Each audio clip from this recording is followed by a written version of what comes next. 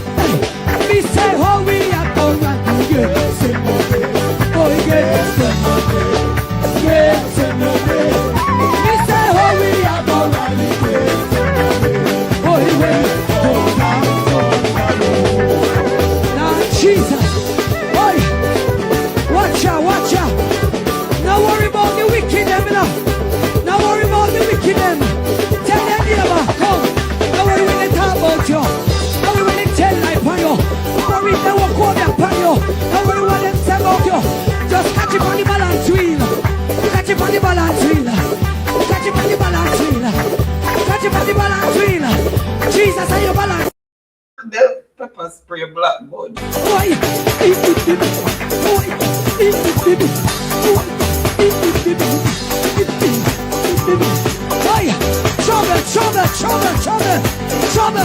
Trouble.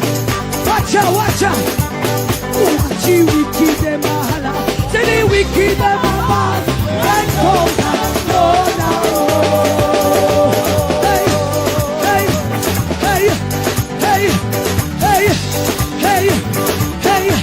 Hey, what you wicked them all? Did you wicked them all? When goes and goes now.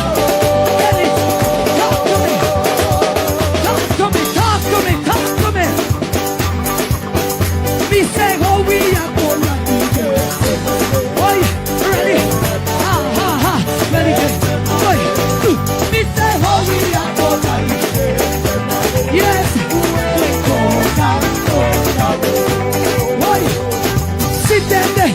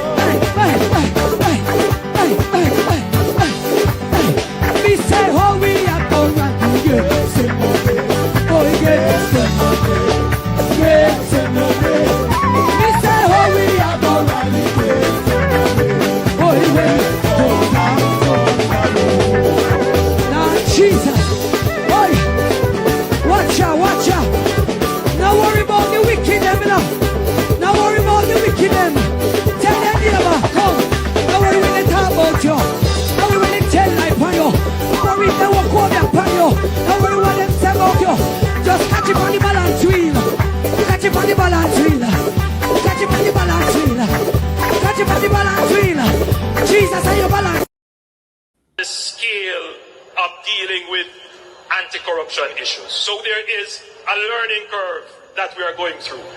What is important is that the government supports the development of the institution so it can accelerate very quickly on that learning curve and provide the resources so that they can move very quickly on the learning curve, and that the government does not intervene or interfere. And that message goes to the opposition as well. Leave the anti-corruption and policing agencies to do their jobs. I don't know why you come to me with that foolishness, you know. You elect a prime minister, and is a prime minister run the country. It is time we learn to hold our leaders accountable for their actions and stop making excuses for them. Stop making excuses. Otherwise, go elect the people who really run in the country. And I don't want the right start that stupid argument. Hold the people you elect accountable and stop making excuses for them. Hello, welcome. Happy Tuesday. Happy Tuesday to everyone. Happy Tuesday to those in television land. Happy Tuesday to our silent supporters. Happy Tuesday to everyone in the chat. I trust everyone has had a wonderful start to the week so far. Remember, guys, when you come in, thumbs up the live, share us out if you can. And if you're new to the channel, please show us some support by subscribing. That will be greatly appreciated. Remember, guys, our membership is still active. For those who want to give some extra support to the channel, it will be very welcome. And a special shout out to all our channel members and to all of our moderators. Tonight's topic is engineered hardship with your host, Mystic Sensation.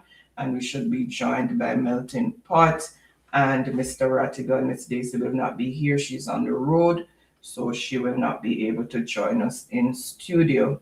Let me just quickly welcome those in the chat. Beverly 975, Dorothy McCoy, Richard Reed, Leighton Brown, Carmen Robinson, Harold Laverne, Seaga McCarthy, Sonia Graham, Angela Campbell, Devon Fletcher, Millicent, Barbara Giwa, Timestamp, Bloomy Coleman, Una Vassal, Abenus, Ken Roy, Sharon, Lorraine Taylor, Kevin Henry, Freedom, Wayne Gray, bless up, welcome, thank you so much. Out of many one people, out of fam, blessing, welcome. And guys, remember, we do not take you for granted. We really appreciate your continued support.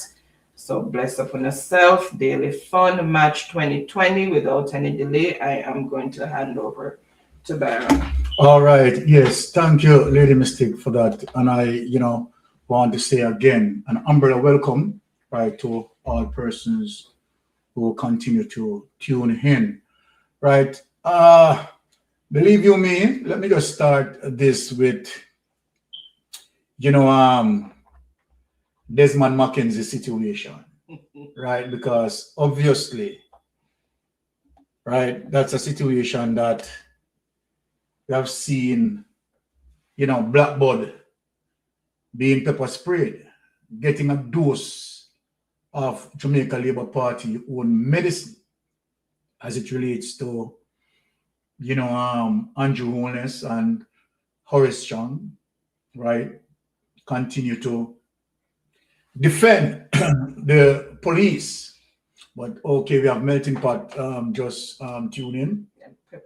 Right, so we see that Blackbird was pepper sprayed, and rightly so, because Blackbird, right, take his time to try to interfere in police affairs, and he had gotten what he deserved.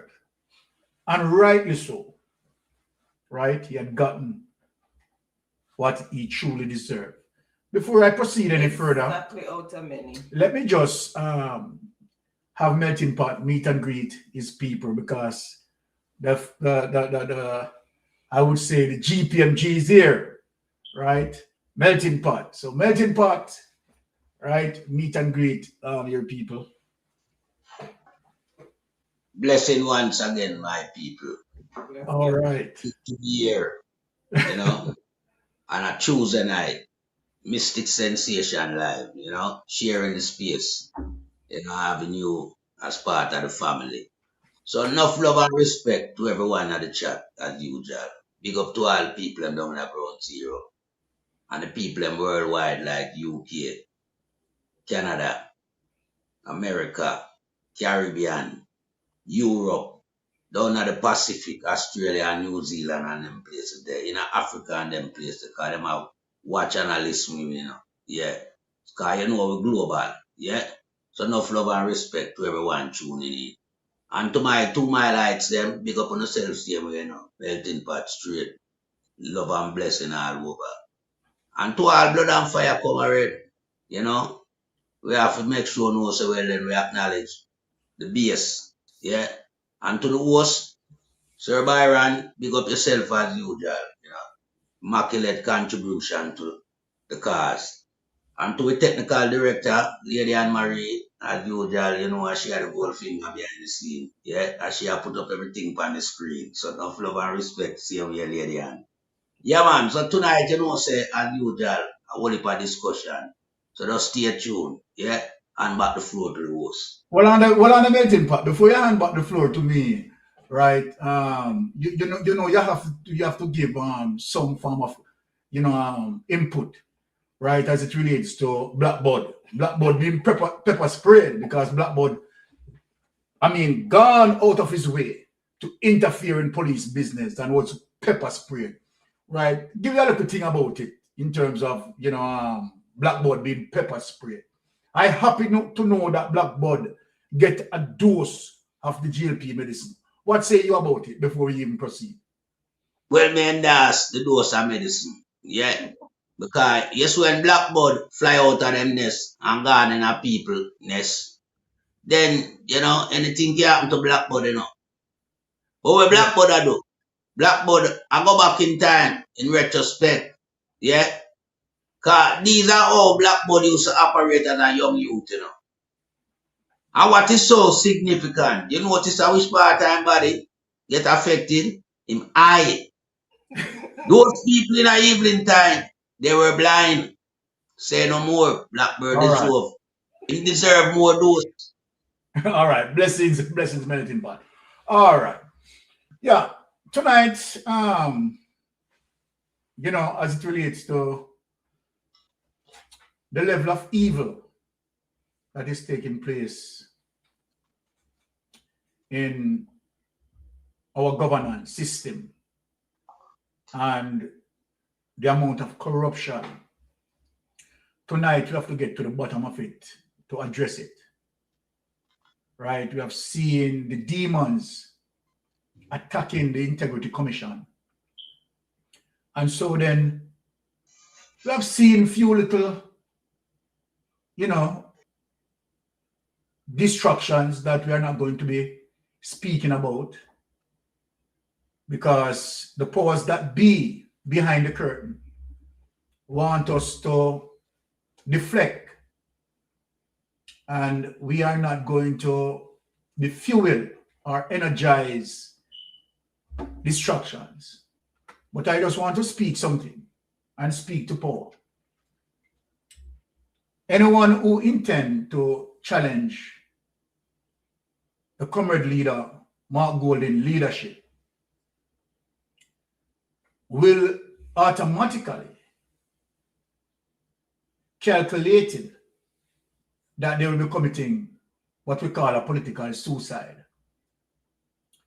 And so then I don't want to go any further with that. I just don't want to give it any energy, right? More than just say what we have to say as it relates to the comrade leader, and that we are fully in support of our comrade leader, right? Fully backing our comrade leader. And so then that is that. And we are not going to be distracted to deal with the topical issues. We are not going to be distracted in terms of, make the TCN, the Third Country Nationals, a one-day talk. We are not going to be distracted as it relates to the damage of our healthcare system, the billions of dollars unaccounted for. We're not going to be distracted. We're not going to be distracted of the education system being crippled. Again, the billions of dollars unaccounted for through various ministries. We are not going to be distracted. We are going to keep the focus right on the topical issues. So I want to start tonight with a particular Bible verse, right? And I think it is important for us to start with this particular Bible verse to educate our listeners what we are dealing with. And as it relates to the King James Version, Proverbs 29, it says, "He that being often reproved hardeneth his neck shall suddenly be destroyed, and that without remedy." When the righteous are in authority, this is what I want my listeners to take in today. When the righteous are in authority, the people rejoice. The people rejoice when the righteous in authority. But when the wicked beareth rule, the people mourn. Take that away, honey. That is a message that I want to send. And we have seen our Jamaican brothers and sisters are suffering. Taxi drivers are suffering. Andrew Holness policies set out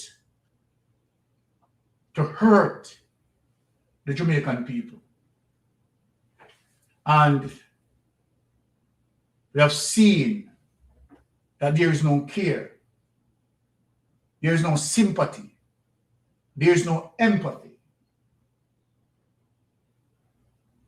This government had sold out our sovereignty.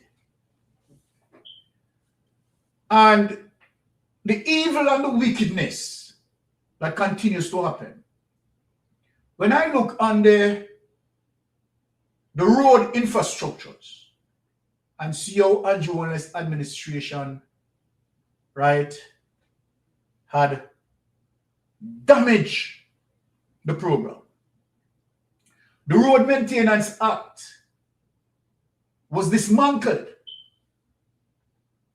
and our taxation that deals to deal with maintaining our roads were now put into a consolidated funds where it can now be easily stolen. I want people to listen to me. And right throughout the length and breadth of Jamaica, the roads are in a deplorable conditions. But the wickedness extends of all the users, the taximan, being pressured to pay tax and not getting any service. Not getting any service. Poor road condition. And so then the wickedness bear. I want to play something as it relates to what Lothan cousin is telling us. Without any delay on it. Let Lothan cousin take us through the deplorable condition of the road surface while the government harden their taxes and the taxi operators. This is vicious Jamaica. Listen to this. The following is a release from the People's National Party Media Unit. Government has announced phase 2 of its $25 billion Spark Main Road program. But the published allocations raise serious questions about the issues of fairness and transparency. According to the NWA's database, $12 billion almost 50% of the overall budget is allocated to the corporate area and St. Catherine. Of that amount, 7 billion is going to just 2 projects in Kingston. Meanwhile, us rural communities and constituencies and parishes have received little or no investment.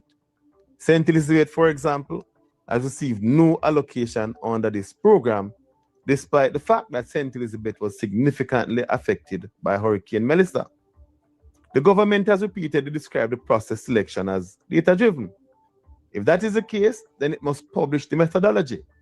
Jamaica deserves to know how these projects were selected and why some areas received multiple major allocations while others were totally left out. Another concern is that the overall scope of the program will rehabilitate only 170 kilometers of roads. That is 3.4% of the 5,000 kilometers of road under the NWA's supervision and management. We are calling on the government to publish the full project selection methodology. It is time for us to restore meaningful consultation and dialogue with the people of Jamaica. Members of Parliament need to be included in the decision-making process to ensure that SPARK is well implemented and benefits all Jamaicans, because this investment is an investment for all of Jamaica and not a few. Visit our website at pnp.org. Brother Lowton, so basically what Brother Lowton is saying, that Andrew Holness Parks program only care for the 1%, right? And dealing with, being selective in terms of, who being benefited. And it's only the 1%, right, being benefited, and the masses being neglected. This is a vicious thing. Now, let us go to what the pastor observed. And this is what is happening in Jamaica, people. And I want you to bear witness of what is transpiring. The viciousness of this government. Right? The viciousness of this government in terms of what, this government has been doing. So it can't be business as usual, I would say. When 1% of the population of Jamaica owns 31% of the country's wealth. It can't be business as usual when the bottom 50% of the population collectively earn only 10% of the country's income. This is far in excess of what happens in our Caribbean neighbors, and I dare say for the rest of the world. It can't be business as usual when funds from an institution like the National Housing Trust, which was designed to create housing solutions for the poor, is diverted annually as a matter of course, and vast lands are gobbled up by the rich and the powerful. It can't be business as usual when only 1.8% of Hurricane Melissa's donations up to February 2026 has been used to rectify the lives of the poor and dispossessed. And up to now, donations from Hurricane Beryl still remain unused, while you have poor people still in shelters and with tarpaulins on their housetops. It can't be business as usual when young men are shot to death by the police without getting a chance for the court to determine whether or not they are really guilty. But God did not leave himself without a witness. The Church of Jesus Christ stood up and acted, taking much appreciated relief to hurricane victims and helping to build back their homes. I put it to you, my brothers and sisters. The resources that are at the hands of government, it's not their resources, it's our resources that is extracted through taxes. And when they build a road, when they, what them say them do? Them carpet a road during election to impress you. Them put on carpet and them expect you to be so grateful that you run and give them your vote for another 5 years. And then them no carpet no more until the next 5 years. Now, Jamaica, we have a serious problem. And Jamaicans have to recognize, right, that we have a crisis. And we need to act, right? The people have to recognize the crisis. But it appears as if the people are numb. And so then Andrew Holness believes that he's emboldened. Now, when you look and see the conditions of the road surface and the heavy tax that meted out to these people who are, you know, using various routes, when you look and you see a government that collected over $1.4 billion, where people in the diaspora and locally speaking made a sacrifice themselves, sending the last dollar to ensure that people who have been affected through Melissa at least can get some help, can get some assistance. And you tell me, Jamaica, that the Prime Minister hold on to it,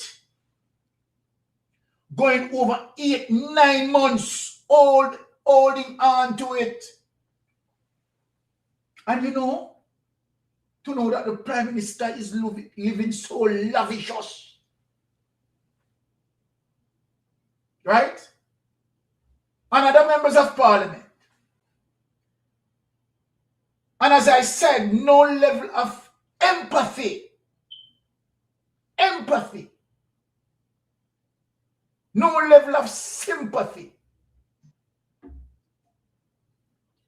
Because, you know, they are not in the shoes of those people. So they lack the ability to empathize and sympathize. And while they can spin, while they can PR, the real truth about the matter, people are suffering. People are suffering. When you look in Westmoreland and Hanover, many people are still using tarpaulin, looking up on the naked elements. And after 8-9 months, no assistance to them. But hear the wickedness. When the Auditor General discovered that the cash has not been utilized, and the Auditor General said, Jamaica, here it is. The government sits on it.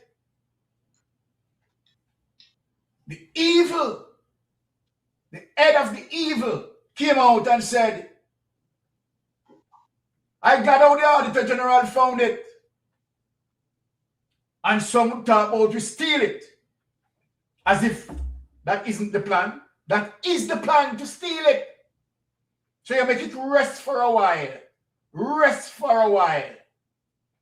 And if the Auditor General didn't speak about it, you would have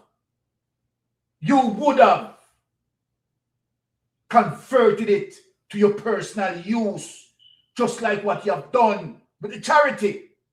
Just like what you have done with the charity. The viciousness of you all. And even after the Auditor General caught you red-handed with your both hands in the cookie jar, you still decided that you're going to take it before you give it directly to the people. You're diverting another wickedness to say it is going to ADPEM. and enhance military services. What happened to the people who are suffering? Even when the Auditor General caught you red-handed, you still have not given it to them. You still, then what level of hate that you have for those people? To the fact that majority of those people in Westmoreland and Hanover who voted you out, they need to be punished. Oh dear, that they voted against you. They need to be punished. Andrew Wallace, this is a democracy. This is a democracy. So let me ask you, how did you get into power if we weren't exercising a true democracy? We exercise a true democracy, and so then you can be in power.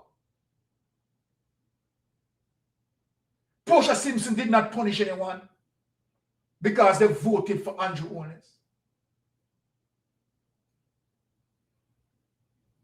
Right? No one punish anyone because, okay, all right, these people voted a particular way. And so then we are seeing directly to the fact that these people voted a particular way and they have been punished. They have been punished. Then I ask the question, if it is not so, then tell us the reason. After the Auditor General caught you red-handed, why you still have not given them, the assistance. Tell us why. Now let me just bring in Brother Melting Pot, right, to speak on this situation. Brother Melting Pot. Well, we know the type of government we have to deal with in Jamaica. We know say that government with thin skin, very malicious, and carry grievance and feelings. Yeah? For people when them not support them. Now I like how the pastor, I eulogize in other words of where we are dealing with around here, so. Yeah? And I point out the thing them and I educate the member them from within the church community. You understand? Yeah? Because, I mean, a lot of Jamaican people need to be educated as it relates to the politics, yeah, that is offered to them on a day-to-day basis. And how detrimental it can be if it is not being done in the correct manner. And when I talk about it being done, on the government side, I think the country being governed the proper way on a day-to-day basis. Meaning that even the relief will come. As a government, you must utilize all your discretion and your sensitivity, knowing fully well that these things come from the people, not the government. Yeah? So what you do, you put the program in place to get it out there. Yeah? And make it roll out on a consistent basis where the people are not in need and crying out for help when the things are in Jamaica to help them. So, right there and then we have problem with this government. Yeah, and we have problem with them from even before the hurricane. Because if you even check, yeah, burial, money will come for the people in a burial. Government still have a portion to it. No, Sir Byron, you just say something and it's very, fundamental to what we are discussing right now. The reason why them have it is because they want to steal it. Because if you get something for the people, where you come out and tell them, say you love them because you not going to throw poison upon them, and the PNP, they're going to throw poison upon them from Mama P time. How come they are dealing with the people them so now? How come you not show them no love, no sympathy, no empathy, not love in regards to that, no care, yeah, no understanding? How comes? Because it can't be that them word just erase out of your thought process, yeah? Because remember, from your coming, you have never attempted to care for Jamaica people. You trick the people, Andrew. You sell the people a bogus promise. What you do to the people in Jamaica right now, it have them running scared. Yeah? Because a fear factor cover Jamaica right now, you know. You there Jamaica, you live in a fear. And it's not just fear of losing your life. Fear of wants, fear of needs, yeah, fear of provision. Government cannot provide nothing to the people. It take from the people. So what it do? It demoralize you, and sooner or very late, the whole of Jamaica are going to full up of poor people with dementia. Because of Andrew this government and hold the style of governance. Yeah, it's peer pressure reach the people. Because after the people them go through what them go through, and the back of 2 hurricanes, Beryl and Melissa, was extremely close. Yeah? And it damaged the people them. But all this come and damage the people them worse than hurricane, Beryl and Melissa put together. You understand? Because remember, you know, him come with a high taxation on the back of Melissa. Even when the people are under tarpaulin and don't live nowhere, all this attack them. I remember the tax kicking from it implementing. You know. It affect you right there and then. So not like you have no grace period. No. On the back of Melissa, in next budget, gone up. We up. Yeah, we up, you know. The levy a tax when put on the people. Yeah. Rise to 18.4 billion. Oh, you get the tax. And from the same people who are suffer. You not help the people to come out of them suffering. So them people have faced 2 types of trauma. The hurricane trauma and illness trauma with them high tax. And then on the back of that, what you see him do? He run out now upon the motorists them because I need more tax. So there is no breathing space for the people in Jamaica we band there. But yet still the Chinese them they operate without no tax burden. Tax free right across the board. Now them think that bother me. Yeah. So me like when me see a man, yeah, from within the church fraternity come out and use the same choice of word what we use around here, so. As it relates to what is happening in Jamaica. Yeah, and this must be widely appreciated for the stance where this individual has taken. Yeah, because certain society within Jamaica need to gravitate to the politics. Because if Jamaican refuse from participating in the politics, you know, yeah, then we not have a Jamaica. We not have a Jamaica that can provide for its own citizens, you know. Because remember, politics shape the society. Politics implement things so you have good economy. It's down to them people. Yeah. And when you, as citizen of your country, refrain from participating in politics, it give the government and the day too much leeway. Put pressure upon them. Make sure no one participate in the voting process. Don't sit down and fold and say, boy, I mean I vote because no better between the two parts. No. You always have to make a choice. This is what the first world country them do. So people from Jamaica can have the urge for coming a first world country to look a better life. Them have to care about the politics. Exactly. Yeah, if you have a leader and him fall foul of the law, you're not supposed to deal with him. Run out and make a voice be heard. Yeah? You know, for be the onward Christian soldier marching on to war. Yeah? And the war around our march on to, you know, it's not the physical war like we see the military them deal with, you know. It's the spiritual war. We want to come out and stamp out these evil men and women out of the society. I want to burn out the corruption. I want to, make sure no one get the true representative. Yeah. So, them are false representative of the people. Where is the representation coming from these men and women that say them are representative of the people? A false representative. We want the true representative, the one when we come, we want to promise the people. We want to tell the people. Yeah. We want to see the trick and the can come to fruition. Yeah, because we trick the people and promise the people them too much goodies. But I know not no share out for them. Warm to them plan they won't have. Roll it out now, man. Put it in reality, man. All right. They can't just have it like that. So what? I pay idiot live in Jamaica.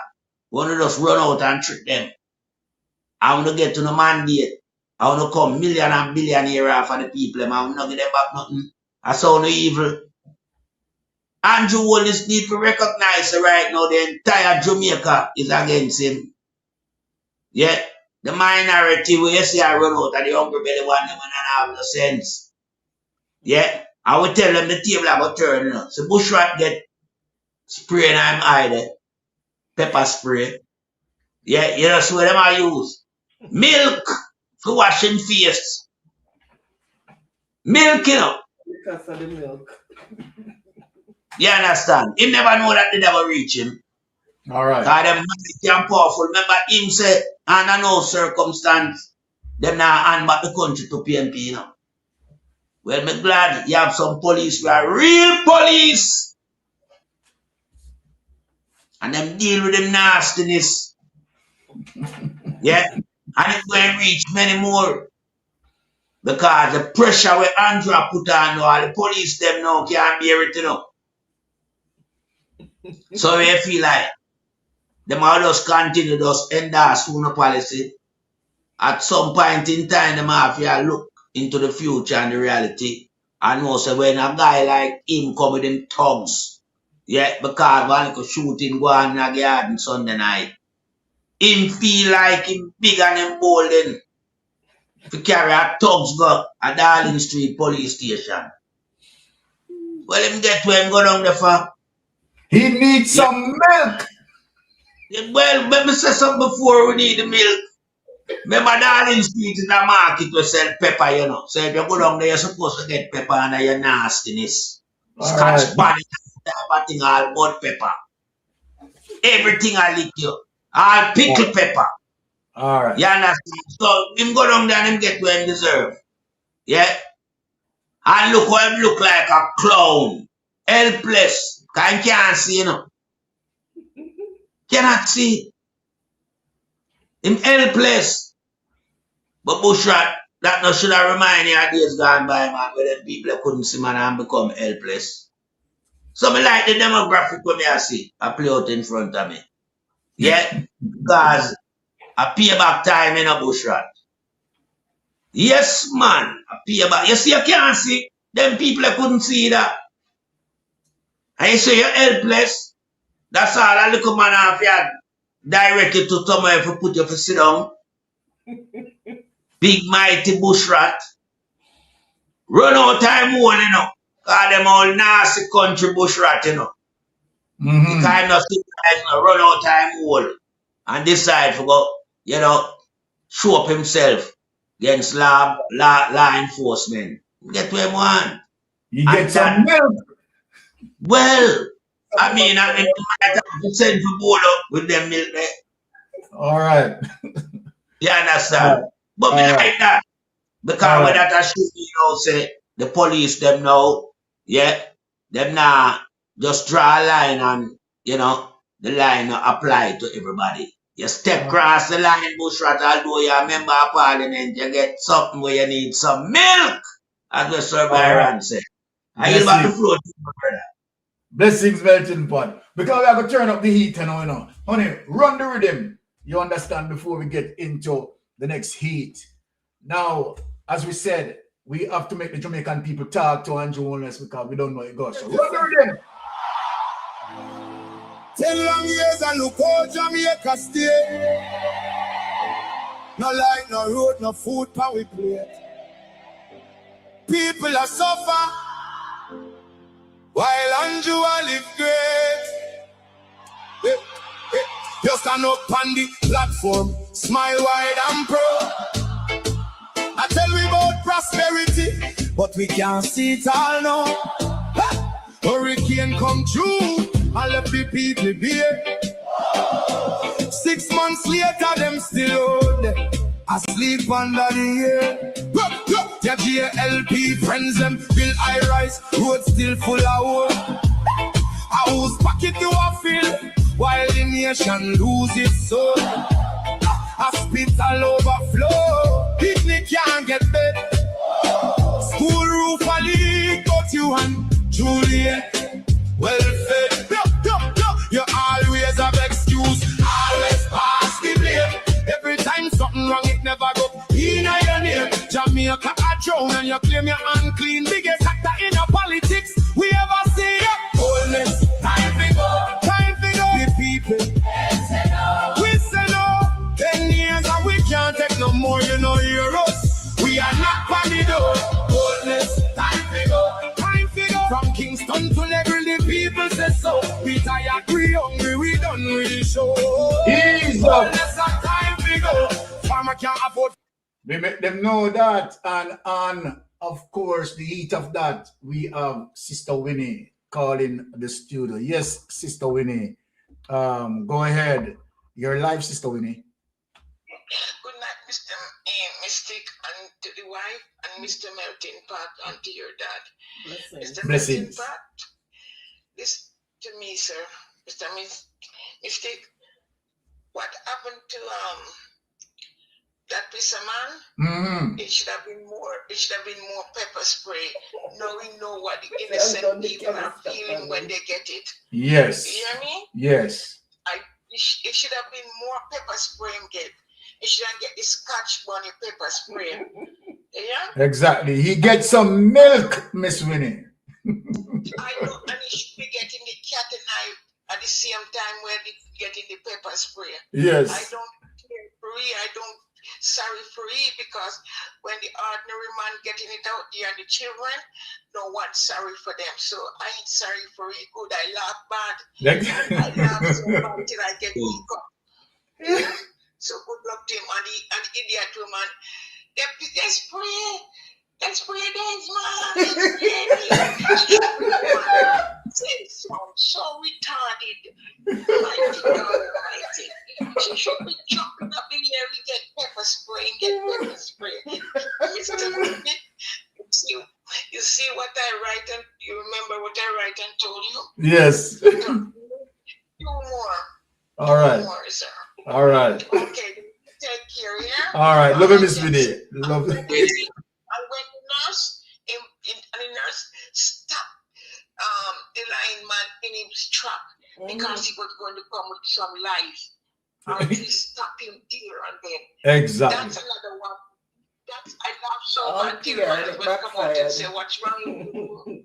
Yes. I said I get something to laugh at. A nurse stopped the idiot from telling, like, he was coming out with some more lies again, you know. Oh yes, oh yes, oh yes. You see his face? His face look like when somebody let go a good fart. And his stink. And that's Yes. face look like. All right. Going back to Bless up, Sister Winnie. All right.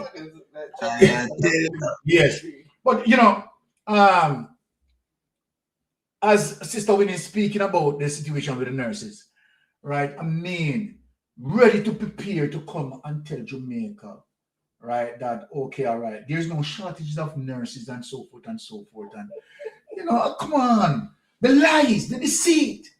Now, let us deep dive into that. Let us deep dive into that. Because Jamaica, this is extremely serious. And what I'm going to do tonight, right, I would love that the Integrity Commission investigators do some deep dive as it relates to what I'm going to reveal tonight. some serious deep dive need to be done. All right, let us dig into that, wifey. Right? So, I mean, this is just right ridiculous as it relates to the amount of money being spent, right, in the healthcare system. The amount of money, and you have Christopher Tufton, who, you know, on copper campaign, right, talking, oh, you know, the GLP increased the budget. But let us just get into this and the evil of this administration. Listen to this. That we don't have enough healthcare professionals. We've recently we have never had enough, sir, and that is a reality. Yes. Time gone by. Right. Let us get it back from the beginning. Been under the impression that we don't have enough healthcare professionals. We've recently. We have never had enough, sir, and that is a reality. Yes. Time gone by, it would have been because we didn't train enough. Then we were training enough, but we're not paying enough, so people were leaving, and people are still leaving because I would have articulated in the local space that people don't leave for money only. People leave for opportunities. Yeah. And people leave for some basic things, sir. People leave. I have a child who is special needs. Jamaica can't help me. So I have to go to a country where I can work and send my child into a space that I know they are cared for and protected professionally. Jamaica doesn't offer that. So there are some things. I have my elderly parents who need additional health needs. They can't get that here, and that's the basic. You know what? You know what is very evil of this situation, my Jamaican people, my listeners. You know what is very evil, extremely evil of this? Yes, take it away, honey.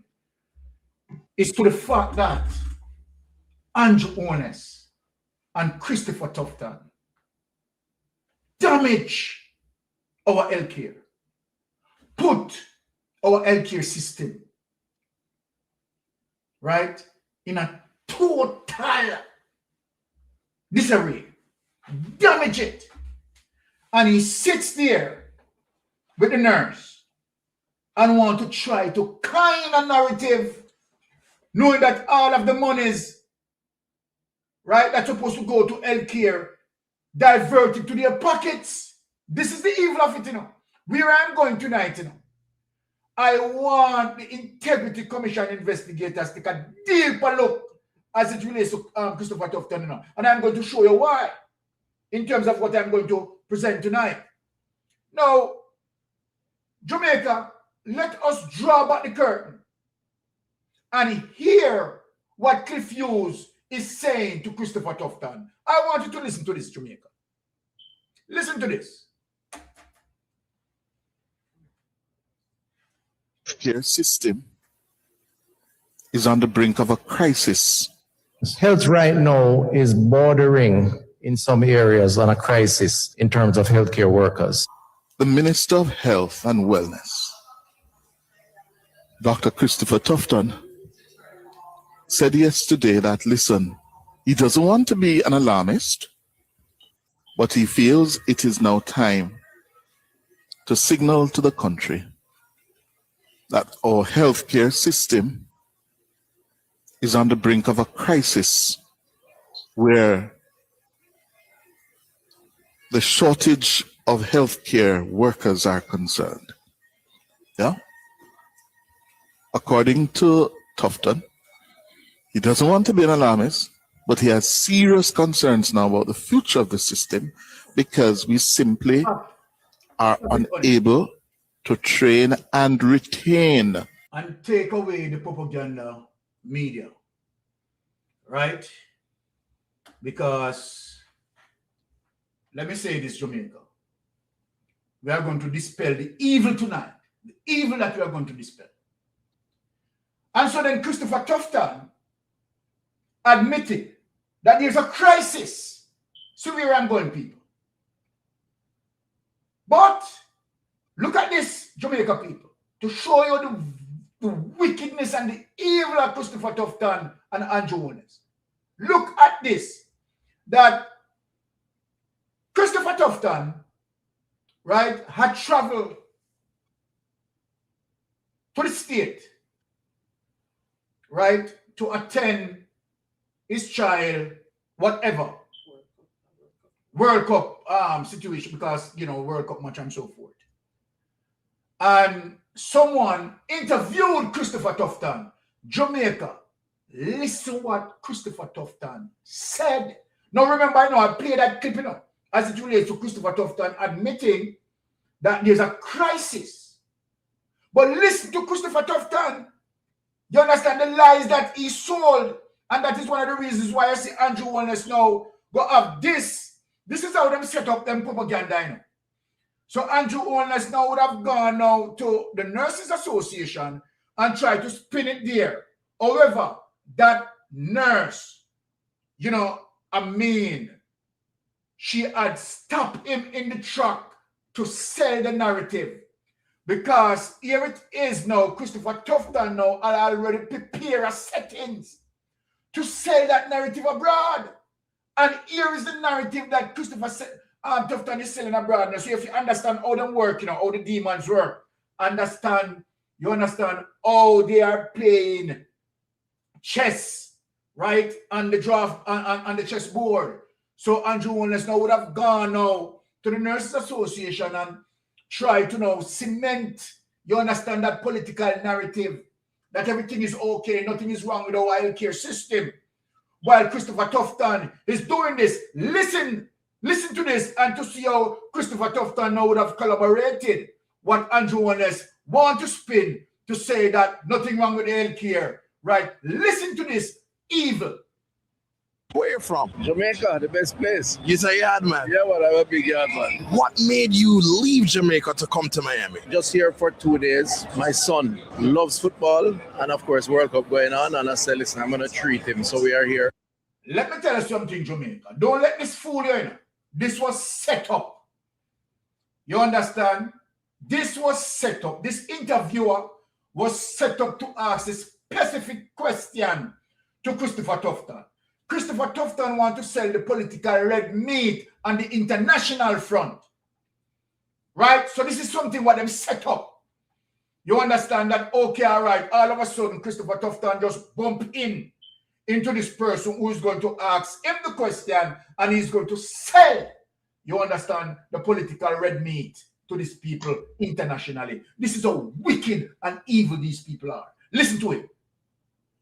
Just to watch and then head back. Why do you think Jamaica never make it to the World Cup? Because we have the heart of lions, but sometimes the coordination is a little out of place. We have done it before, one time actually, but we never made it this time, unfortunately. But still a champion team. As a matter of fact, most big teams now have Jamaican players, including the big England that won today.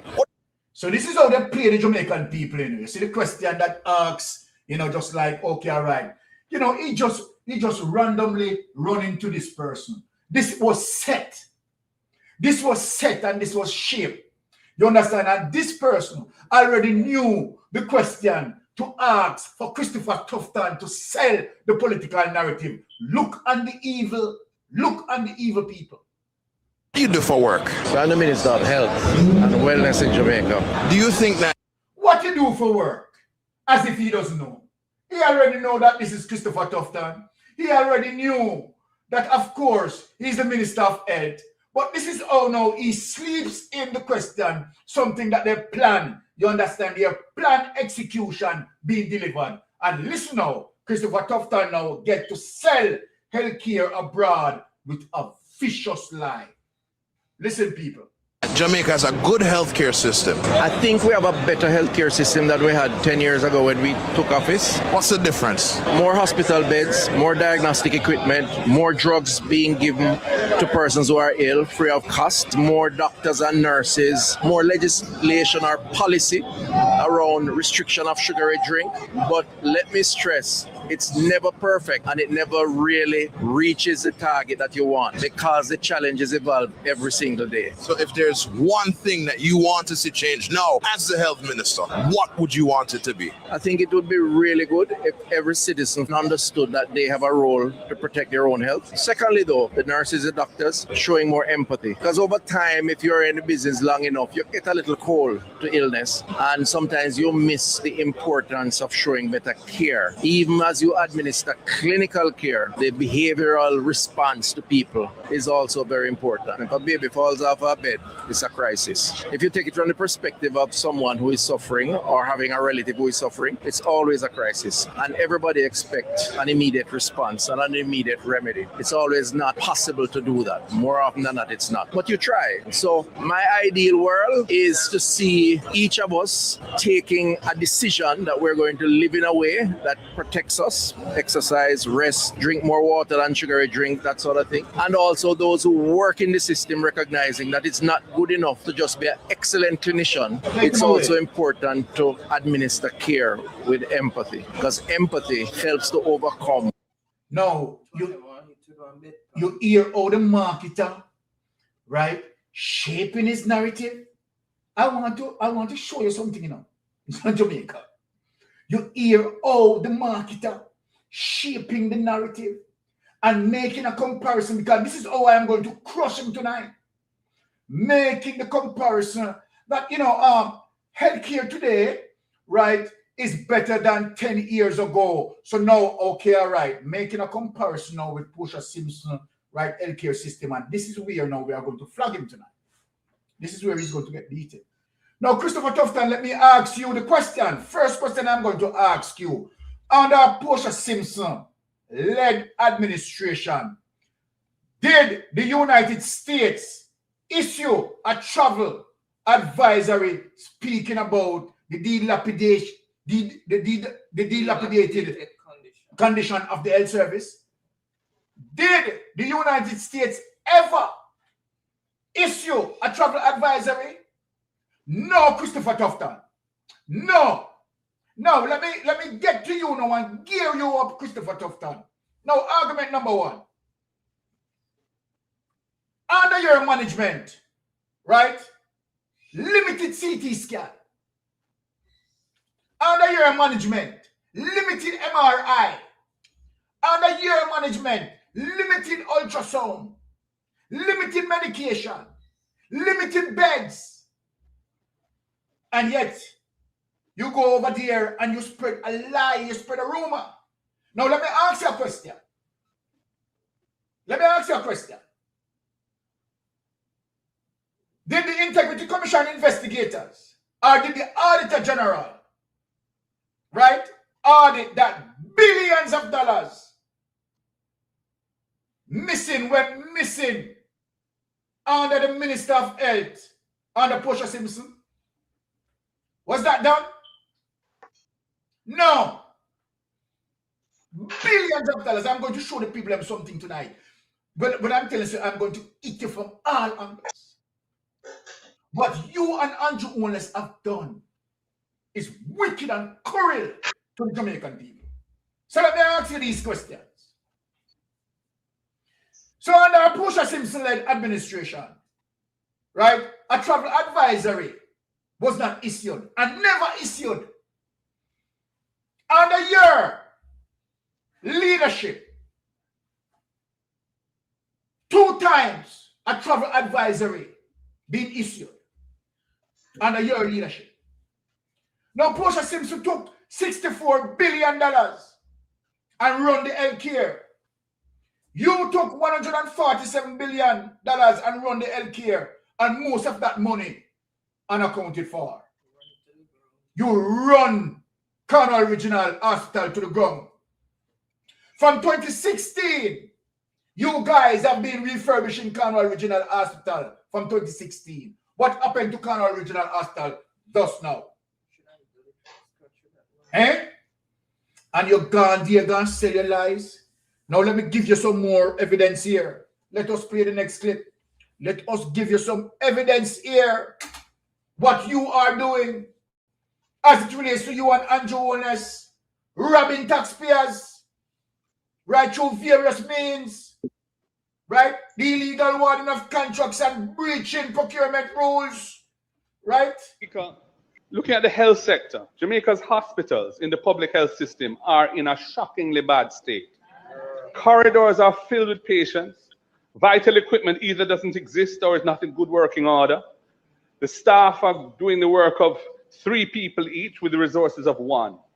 The crisis in our public health system has now been compounded by the decision of this government to terminate the Cuban arrangement. For the past century, half a century, healthcare workers from Cuba have served side by side with our own professionals in our hospitals, in our clinics, under a bilateral agreement that facilitated cooperation, and that has stood the thing. That bilateral agreement has been continued on under governments on both sides. At the time when our emergency departments are overflowing, when our operating theaters sit idle for lack of staff or bits of equipment that aren't working, when our nurses are immigrating in such high numbers, this government has chosen to send home, a couple of hundred Cuban doctors and nurses who are on the ground working in public health facilities and serving our people. That is not building better than before, unless you have something in place to replace it, which you don't. So I say, why not roll out a national health insurance scheme, beginning with full coverage for our most vulnerable?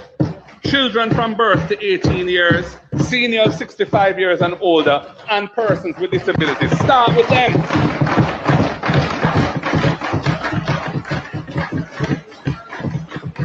This expansion of coverage should be a cornerstone of building back better than before. If it can't be done in this fiscal year, then do it in next. But get started. It requires a lot of work to do it.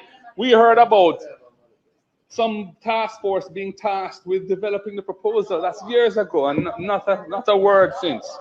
So much talk and so little action. You, Madam Speaker, you guys, your side, should prioritize functioning diagnostic services in every public hospital. Functioning. No patient should have to wait for an ambulance to transport them elsewhere for a CT scan. No parish should lack basic radiology capacity. We would ensure that every parish hospital has diagnostic equipment that is working, maintained properly, and staffed adequately. That is what a modern health system looks like, and that is building back better than before.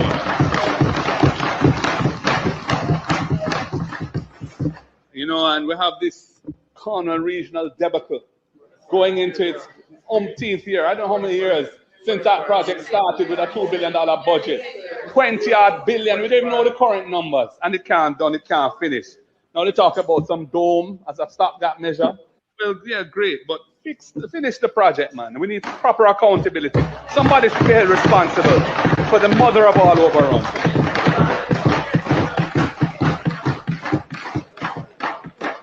Madam Speaker, prevention is better than cure.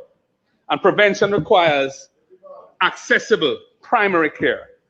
You should bring healthcare closer to the people who need it most.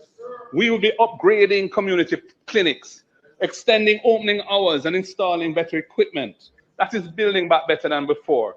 You need to restore morale in the health service by restoring respect for those who deliver the service. You should be compensating healthcare workers fairly and providing them with housing support through the National Housing Trust and ensuring that they have the tools that they need to do the job. A stronger, more resilient health system requires stronger, better supported workforce. That is building back better than before. Too many of our people are leaving our shores in healthcare and education, in all the professions, because they're not being adequately looked at. And it just needs a proper retention plan with some creative thinking. We have come up with that. We've given them a load of ideas as to how to do that. No, they don't do anything. Just talk. Just talk. Madam Speaker, looking at the health sector. Comrade Leader Mark Golden said, they are not doing anything to healthcare, Jamaica. Just talk. Just talk. Right? What they are doing, they are robbing healthcare. Right? Ensuring that the healthcare system is damaged. That is what they are doing. Andrew Ornes, right, and his thieving allied are ensuring that they are robbing healthcare. Now, Jamaica, let me give you evidence. Right, I'm going to play just two more displays and then I bring in Melting Pot. But Jamaica, let me give you two strong evidence of the wickedness of the Jamaica Labour Party. I'm going to put your attention, right, to this document. Let us go to this document. Now, let us read here. I want you to see, as it relates to the level of marketing that Christopher Tufton has been doing, right, over the political administration of Andrew Holness. And I want to show you something, how evil and dangerous these people are. Here it is in plain sight. This is May 8, 2024. Where is bragging? 143% increase in health budget over past 8 years. People, I want you to think about that, you know. The 143%. Right? Now, let us get into the detail a bit. Now, the government has increased the country's public health budget by 143%, right, to $145 billion in the people. I want you to get what I am saying here tonight.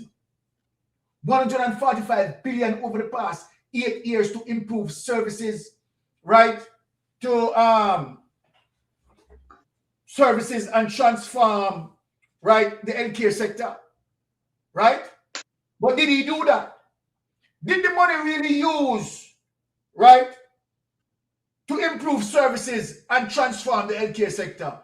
No. The money diverted in their pockets. Now, making his contribution to the sectoral debate in the House Representative on May 7th, Ministry of Health and Wellness, Dr. Christopher Tufton, noted that in 2016-2017, the budget allocated to the public health was 60.15 billion, representing a recurrent expenditures of 55.47 billion and capital spending of 4.68 billion. The 145.14 billion for the current fiscal year represent recurrent allocation of 133.61 billion and capital of 11.53 billion. We have acted tangibly after recognizing that the transformation that we seek requires an expansion of expenditure.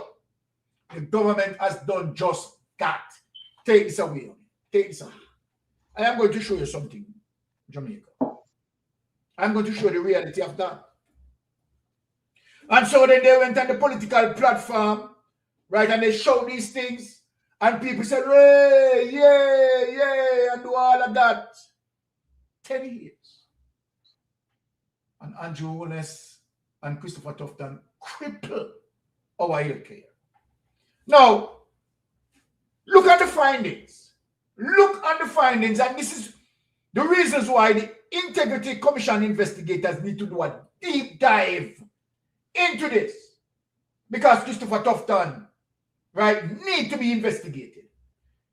But I'm just saying because I don't know if he's one of the 15 that may under the surveillance of the Integrity Commission. But look at this now, Jamaican people. We are going to get into the intricacies of the Auditor General. Look at this. Look at this, my Jamaican people. Right? That the Auditor General, right, is having serious problem in saying, don't pay attention to what they are saying. Right? Their political rhetoric makes no sense to us because Jamaica facing an accountability crisis, and the crisis is serious. Jamaica, what I want you to think, you know, right? That $3 trillion, we are talking about our complete GDP for the year. Wipe out, you know, with $3 trillion. You know. Just think of that. And this happened over a period of time. But what I am saying, for an economy to lose, cannot give an account for $3 trillion.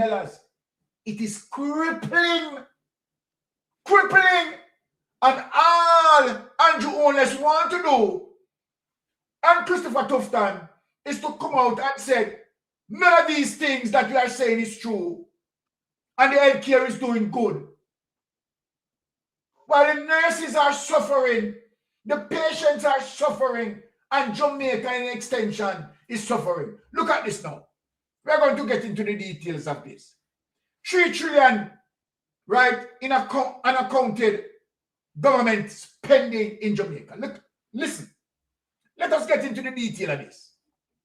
A staggering 3 trillion in Jamaica public spending remains unaccounted for over 6 to 11 year period. I mean, it encompassed the entire Andrew Holness governance. You know.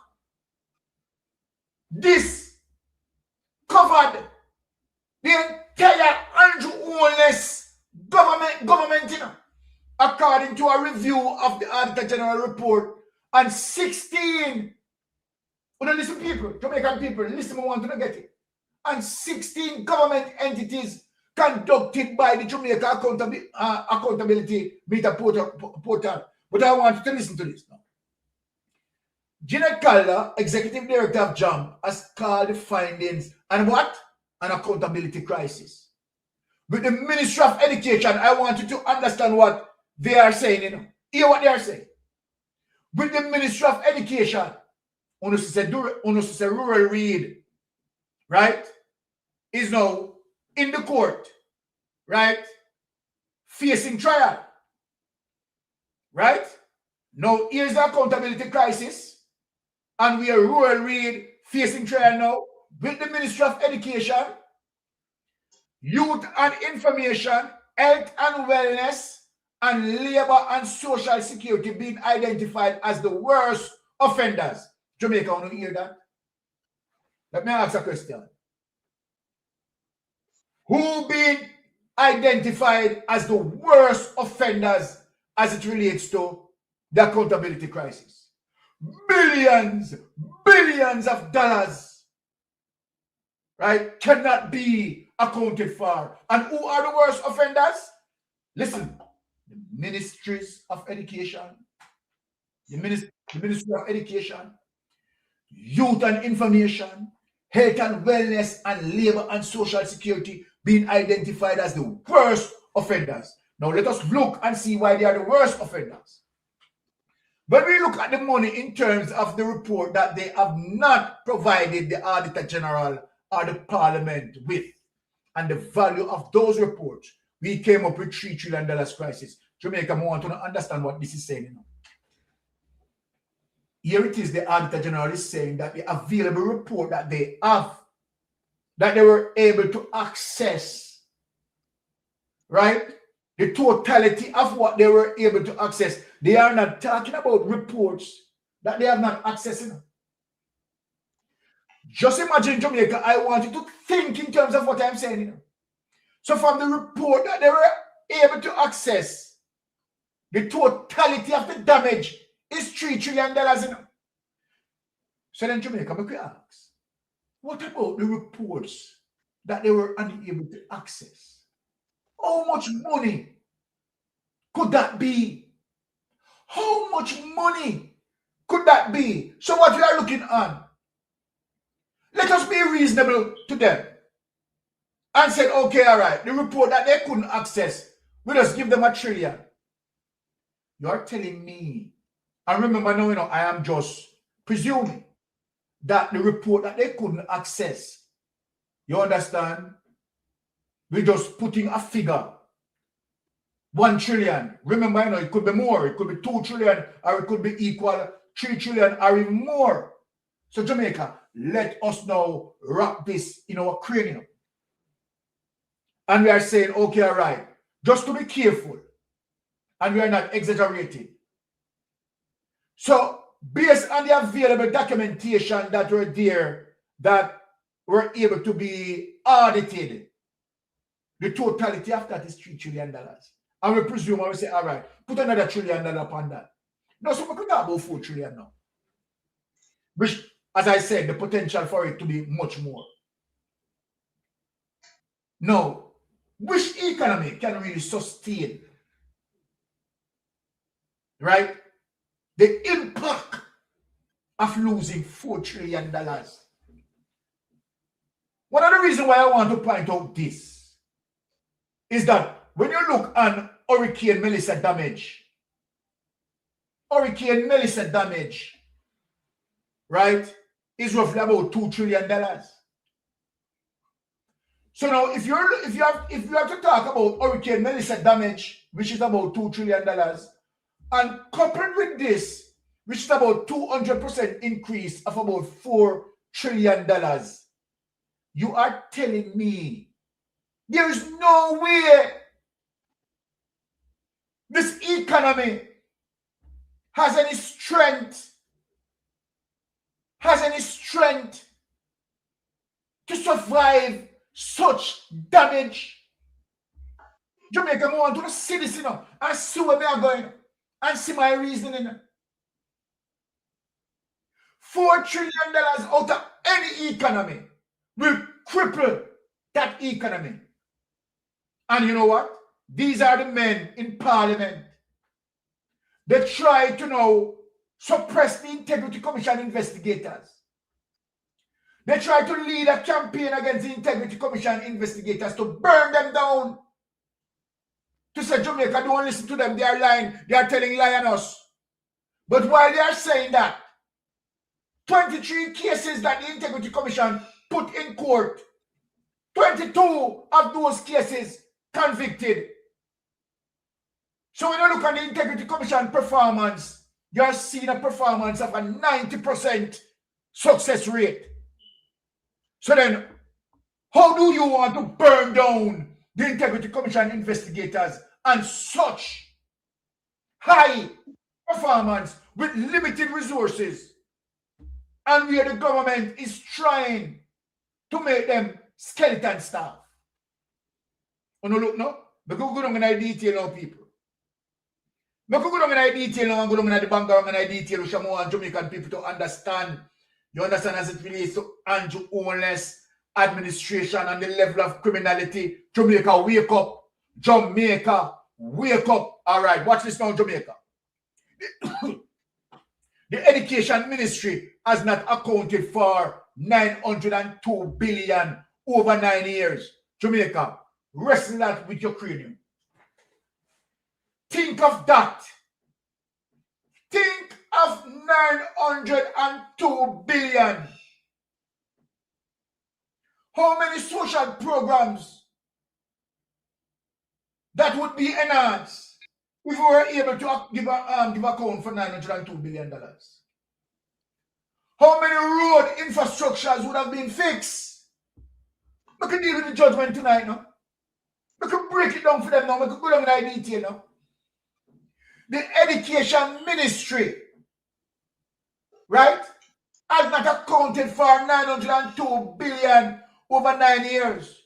Remember, between the period 2006 to 2009, Andrew Holness, you understand, awarded several contracts to him friend from out of the ministry. Remember, from 2006, Jamaica Labour Party, as it relates to Andrew Holness being the Minister of Education, influencing contract to go to Gavin. No, a $902 billion that, over 9-year period, This is telling you that Andrew Holness is in government for 10 years. So the first year that Andrew Holness went in, the Ministry of Education suffered. This is what this is telling you, people. We could go to the Health Ministry. The Health Ministry for $695 billion over 10 years, encompass Andrew Holness administration. So what this is telling you, right? Now remember, Portia Simpson administration and Portia Simpson administration are mixed up in a nothing like them now. Portia Simpson administration are mixed up in a nothing like them here. They are telling you, the report, the Auditor General is talking about Andrew Holness administration. How many years Andrew Holness in governance? 10 years. And this is what the 10-year period cover. Now watch this now. The Labour Ministry for 53.4 billion over the same period, you know, within the 10 years, you know. So what this is telling you, Jamaica? What this is telling you, Jamaica? Listen again. 6 municipal corporations were also found to have failed to document over $10 billion in spending over 11 years. Mighty God of Daniel. Take away this document. Take away this document. So Jamaica, when we are here presenting the facts, and you see the effort in burning down the Integrity Commission investigators to stop the Integrity Commission investigators to identify these things. This is alarming, Jamaica. We shouldn't have them in our parliament. The Jamaican people allowing them to understand, to continue, right, digging into the wound that they have created. Let me just bring in Melting Pot to hear what Melting Pot have to say in terms of all of this. Brother Pot, speak to us. Well, you know, these figures are very alarming that you have just quoted, yeah.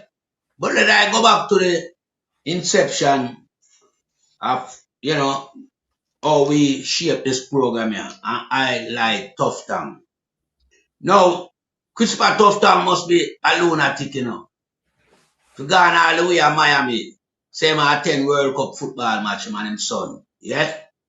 And then, cause them place a crowd, you know, 70,000 people in our stadium, you know. But this reporter just pick him out just like that. Dress up in an England kit, and then just pick you out of all of the 1,000 people and decide to conduct an interview with you. Tough Tongue, let me bring back you to reality. Leading up to the 2020 general election and the back of the 19 epidemic, yeah. Everybody know me I talk about. Remember, you find yourself around a Portland, a border cat, you know. Go and do your PR, yeah? And show yourself, because at the time, border cat was being watched almost in every household. It was the only little bit of, you know, entertainment coming out of Jamaica at the time. So a lot of people in a lockdown, they gravitate to it. And you know, say border cat a pull a certain crowd. And you go around there and your police detail them. Yeah? I remember the man, they never wear no mask, you know. I never lock up or charge one of them because it wasn't about locking up or charging anybody.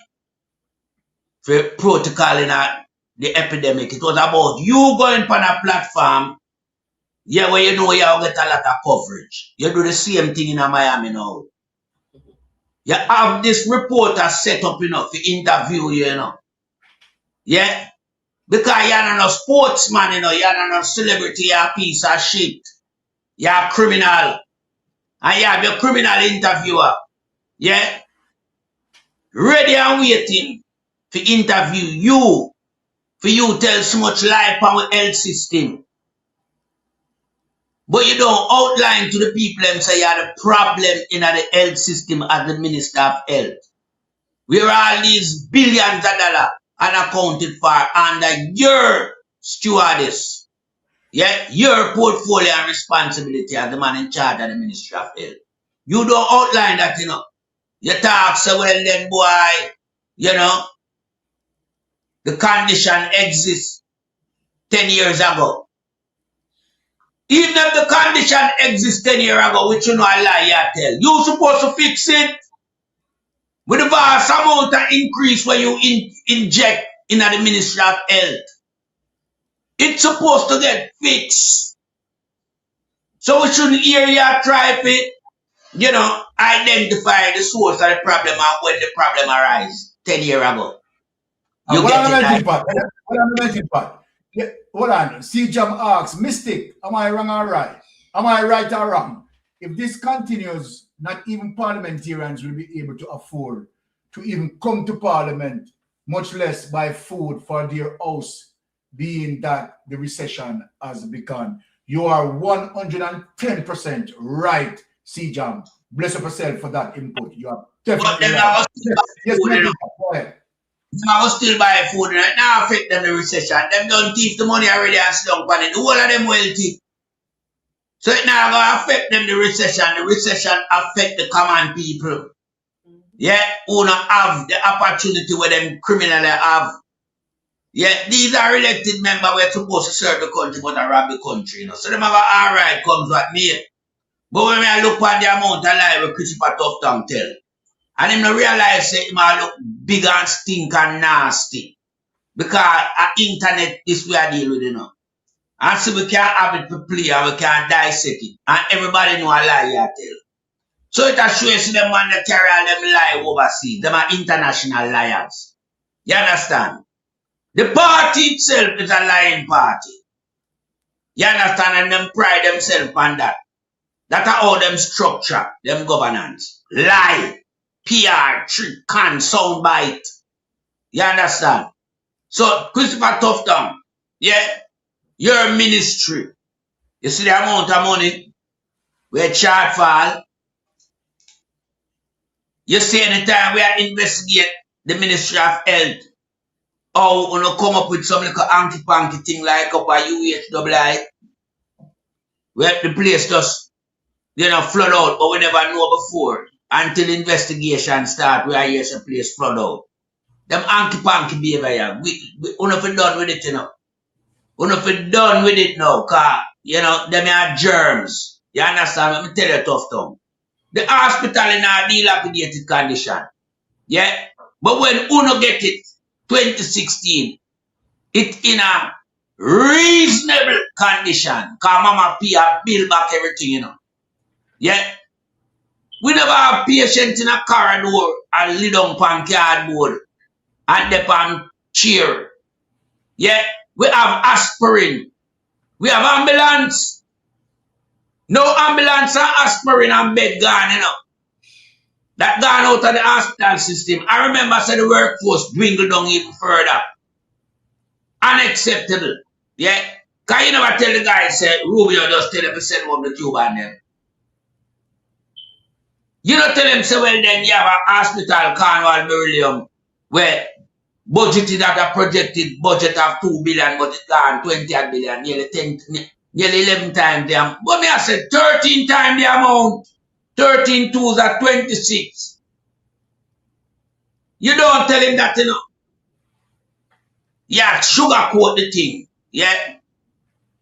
Can't remember, you know, under your responsibility, the country get travel advisory on health. You understand? Never happened before. Never happened before.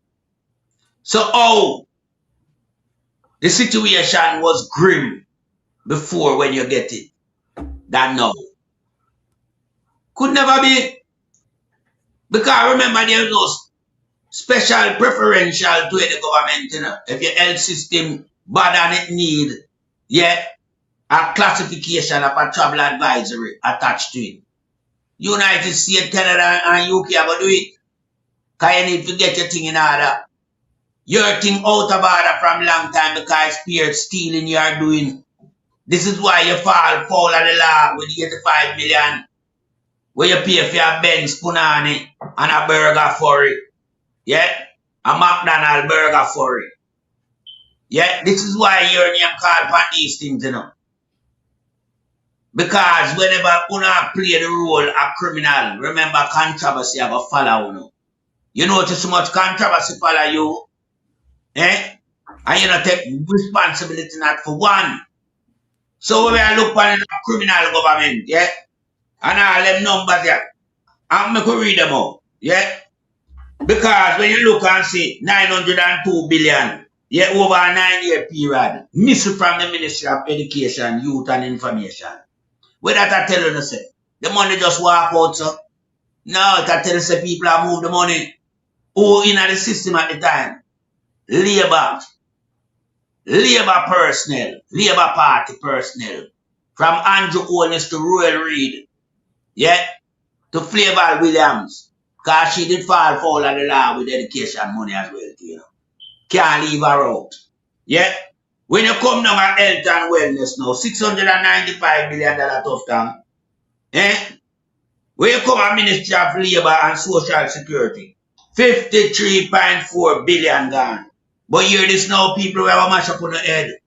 When you look around at Andrew Holness, $12.02 billion gone from half of him desk. The Prime Minister, you know, $12.02 billion gone from round him too. So when you spread it out, it's a diabolical problem we have with the money in our country. With these finger cement member of parliament from the Labour Party who can't contain them finger. You understand? Been stealing the taxpayers' money and mashing up the country. So no wonder where education system is down, where health sector is down, and there's no social service for the people in Jamaica. Because they ravish these things, you know. I remember these are the fundamental key things that the people need to build them life in the country. You need education, health, and you need service. You don't ravish that, so we are telling people themselves they're not good, they're not contaminated, they're not poison. No two ways about that. So we don't want a guy come fabricate a story and put it out there. Yeah? But they don't set up on the derricks. You think it's a coincidence that the man approach you? No, it's an accidental design, man. You have to rock in a ink it's set up. Yeah? I remember him get paid for do that, you know. I waste for money, you know, nastiness, tough tongue. Yeah? Waste you know much for one World Cup ticket in a pound? Translate that to Jamaican. Tell the people how much you pay for the 2 ticket. Because they're not giving none free, you know. They're not giving you any free. You have to buy them. How much you pay for the 2 ticket for you and your son? And accommodation for 2 days. Yeah, and show the stipend. Because I know all you do, you know. Is use the government portfolio won't have, you know. And everything run off of taxpayers' funding. With all the millions and billions you have, you're not using a personal loot, you know. You still use the budget that belongs to the people. Yeah, where you do this so? You're the Minister of Sport and I like you represent the Football Federation. Yeah, the JFF. You know, you represent the Football Federation of Jamaica, you know. Because you're not Minister of Sport. You're Minister of Health for Christ's sake. But in our country where your health system is in a crisis, yeah, where you should be on the ground, yeah, paying special attention to repairing the damage when done. You have time to fly out for 2 days. Yeah, when the crime minister and fly Ghana, Kaitara fall. The Kaita fall in a Guyana. Say myself tourism, but you man a tourism minister. They can't understand, you know. You know, represent yourself in the ram fields, man. That should be lollipop jar. In a Guyana, the Kaita fall.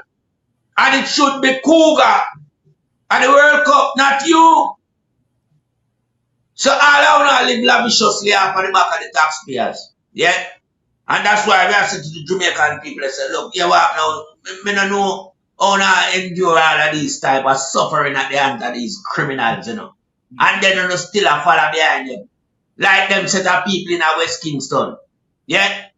The same dead man Mackenzie and them friend them cast Tivoli incursion. And several friends and families, brothers and sisters died through that same movements at the Tivoli incursion. Yeah, but here is still behind dead man Mackenzie. When a woman concerned so much that she does a ball when get thing in her eye. When get thing in her him should have blind. You understand? So, me not understand my Jamaican people if you don't love party and color. I want to no head no screw down for nobody. Oh, no, if you have tough tongue, yeah, draw with 695 billion from out of the health system. And I talk about it in a good condition when nobody can get no medication free in a hospital. Me see a lady, yeah, cry to live in high water. She spent $95,000 on some tablets for her mother. 1 week supply. And in the same health sector, them thief it.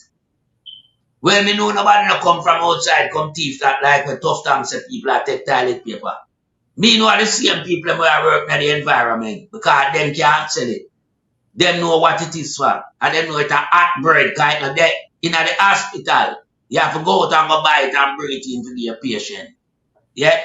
So them steal the 98,000 because them know the value of it. So the thing dilapidated and mash up. Run right down.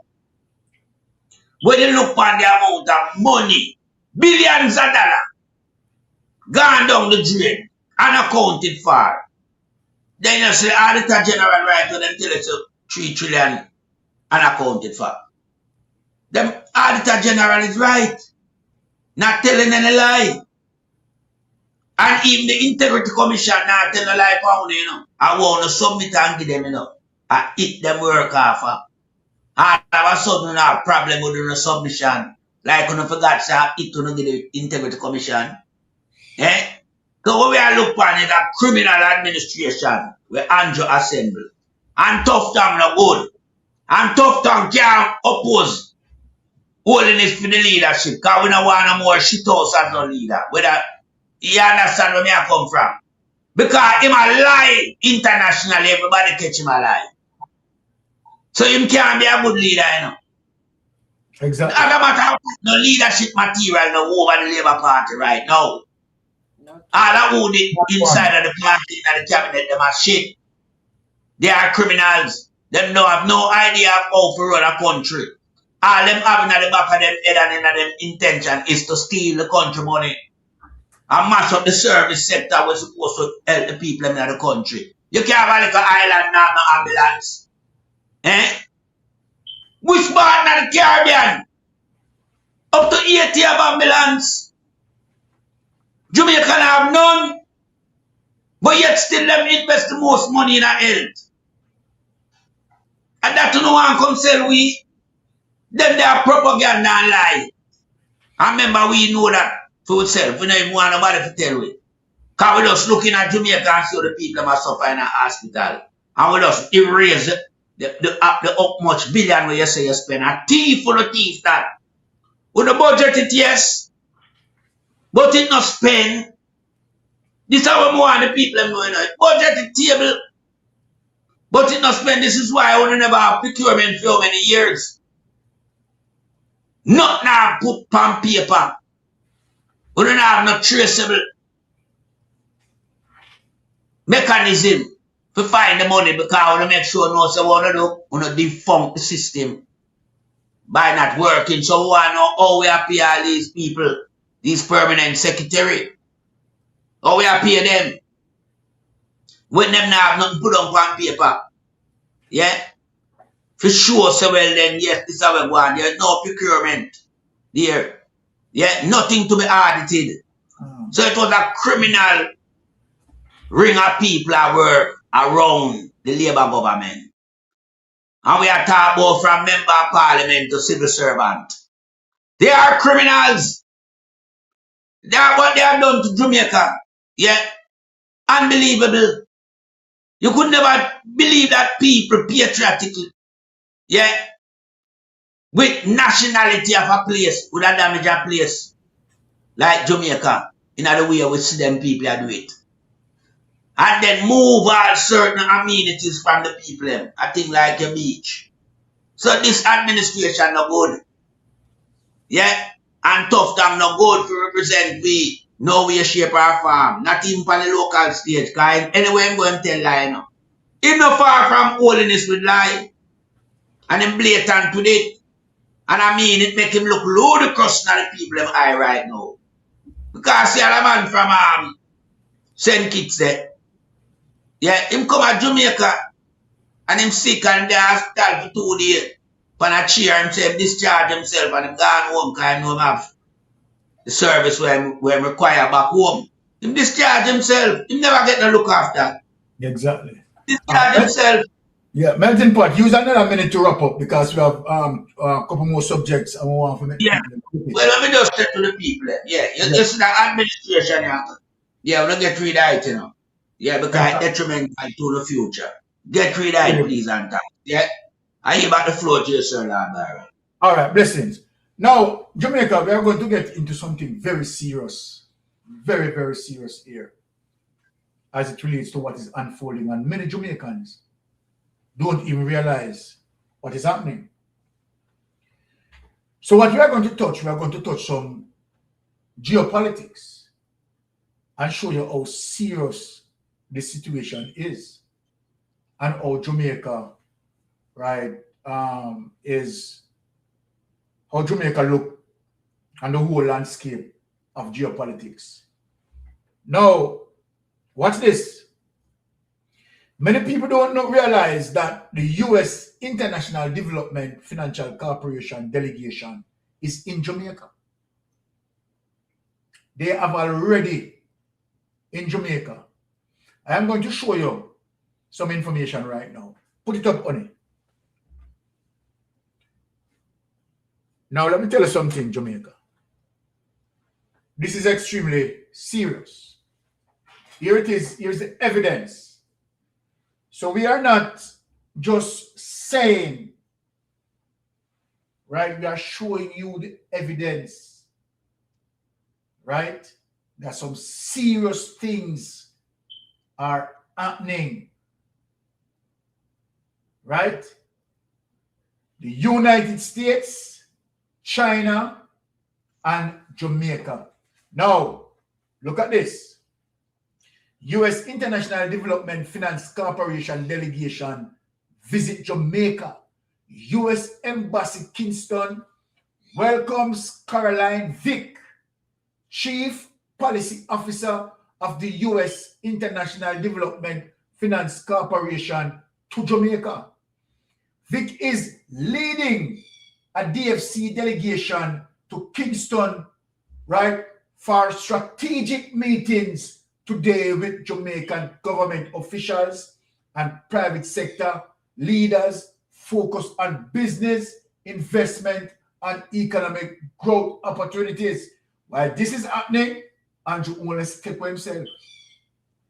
DFC is the international investment arm of the United States government. Its work in the Caribbean focuses on mobilizing private capital to support strategic infrastructure. I want to listen to this in Jamaica.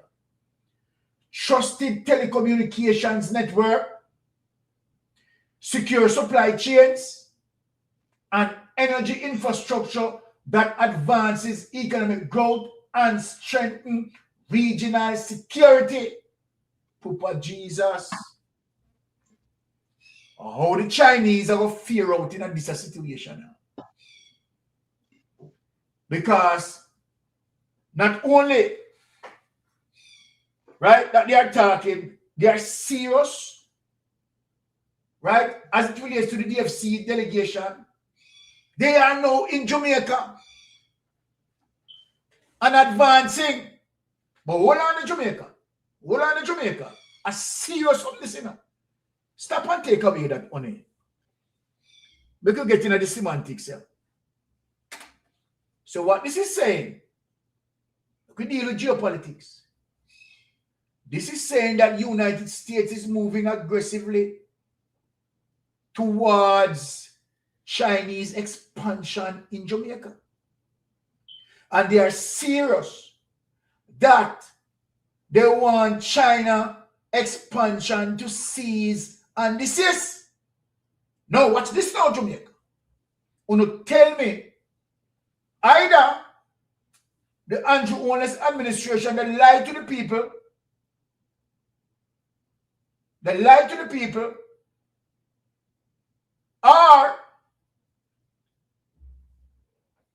something serious is happening, or political strategy pushing against certain situation. And so then, obviously, because you're going now, let me tell you this. Jamaica can go against the United States under no circumstances, based on the level of corruption that Andrew Wallace have done. Can't go against the United States. Oh, no, watch this now. Here why me I come here now. So why the United States coming to Jamaica? Right? To deal with that. Me hear Andrew Wallace administration has said this. Now listen to this now, people. Tell me how this makes sense.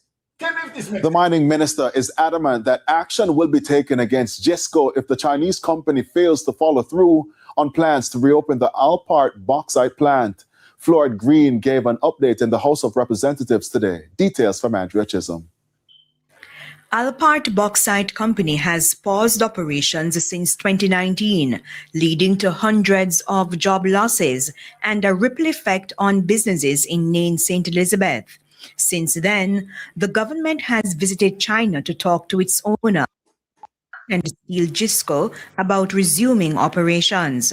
Gisco has finally written to Mining Minister Floyd Green. Under the two-phase redevelopment plan, the refinery should have a production capacity of roughly 2 million tons of alumina per year. Phase 1, which will cost $490 million, will target 1 million tons per year and will focus on more efficient technologies, including solar energy. This investment will include the modernization of major operational systems, the upgrading of the plant infrastructure, the redevelopment of power generation facilities, the implementation of dry stacking technology for residue management, and the rehabilitation of the critical rail and port infrastructure. The company has committed to making every effort to satisfy the necessary preconditions to allow construction activities to commence before the end of this year, with the objective of an official launch before June 2027. The project in phase 1 will take 20 months to completion. Port Kaiser, which was damaged during the hurricane, will also be repaired. Gisco Alpart has received about $8 million worth of rehabilitation equipment, including 2 large D11 bulldozers. Opposition spokesman on mining, Mikhail Phillips, had one main question. What action will be taken by the administration if Gisco misses the next deadline? Because we have been getting miscommitments from them. If Kerry Lake, take with that on it. If Kerry Lake, the one Andrew Wallace about Chinese expansion, isn't that this a tell me say, based on what we just heard, that the Andrew Wallace administration no seems to be listening to what Kerry Lake is saying? Kerry Lake is saying, look, them want Chinese expansion to seize, and this is, now let me go back to Kerry Lake, play Kerry Lake. So it's either the administration, they do some PR, which them always do, or this is a situation that looks serious to all of us. Let us look at this. Thank you. It's great to be with all of you today. And Ms. Lake, as you know, I've enjoyed getting to know you better. If I'm honest, I knew you from your persona, and you and I had really never met. And I've spent a lot of time trying to get to know the real Kerry Lake. And I'm grateful for the visit you made to my office and for the chance that we've had to talk about a number of issues. So I'm somewhat satisfied on a lot of those questions, and would like to turn my attention today to Jamaica and particularly China. We've heard today about drugs, about gangs, but also equally concerning to me is China and their relationship in Jamaica. The Chinese ambassador in Jamaica said in May that President Xi Jinping emphasized that Jamaica is a strategic partner of China. What's your assessment of China's strategic objectives in Jamaica, and really what are their true motives there? Thank you, Senator Curtis. And yes, thank you for the time that you afforded me in your office. I enjoyed getting to know you as well. I had never met you before, and I sometimes have to go and prove to people I don't have horns growing out of my head because the media has done a number on me. So thank you for giving me the chance. As I mentioned, as a Utahn, sometimes we have that same problem. Media is tough there too, huh? Well, people thinking we have horns. Yeah. Well, we appreciate you, and you're our neighbor, Utah. We love Utah. We have a lot of good friends who live there as well. So thank you so much. I think I'm learning a lot more about it. I don't know as much as you, and I appreciate your service on the Western Hemisphere Committee as the chairman. And we talked a little bit about it, but there's massive concerns, not just from their strategy of taking a huge section of the ports, but also when you look at the 5G and the telecom, with Huawei expanding, it's very concerning what could happen. You know, there's always strings attached with China. And the question is, do you want all of the information going through Huawei, where you all of a sudden would have that information being trickled back to the CCP in China? There are massive concerns. And as there's need right now to rebuild has created a lot of opportunity for companies to come in. I'd rather see, and I know you would, and everybody here, American companies coming in to assist, not the continued increase of Chinese companies. So speaking of that, as you know, a Chinese firm won a major contract for the Kingston port expansion in 2025. What questions should the U.S. be asking about data access, port resilience, logistics, and dual-use risks? When it comes to ports or when it comes to telecom? Well, in this case, specifically the port. The port. You know, from what I've been briefed on, some of the concerns are when they're controlling and seeing everything that's coming in, it puts at a great risk for our security. When they have access and control over everything coming into the country, there are huge risks. And I think the Department of War is probably looking closely at that. I'm looking forward to getting more briefings on this. As you know, everything I've been briefed on is what's publicly available. And as I learn more, I'd be happy to meet with you, or if you want to share concerns, I'd be happy to listen in. You have a unique background in communications. How can you use that background to work with Jamaica and help them see exactly what comes with the Chinese relationship versus the U.S. relationship? You know, a lot of, if you're not putting out your story, somebody else is. And the Americans have done such great work with our partners in Jamaica. They're our neighbors. We have a great relationship. We're culturally more similar than China is with Jamaica. And we need to tell the people what we're doing. We were to the whole world. Yes, take it away, honey. Let me ask a question. Let me ask a question with my inquisitive self. Right? I know. I just want my friend Latland in the chat. I want Latland to also respond. Right? And I'm asking Melting Pot. Based on what Kerry Lake is saying and Donald Trump administration seems to be moving towards a policy to seize Chinese expansion in Jamaica.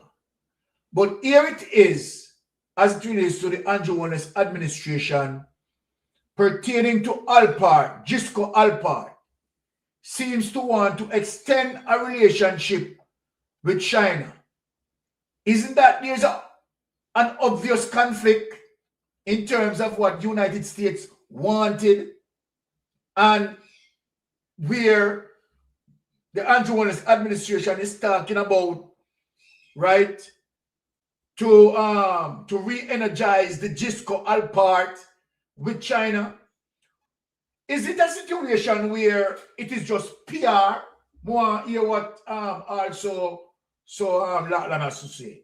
Is it a situation it is just a PR, right, for political points?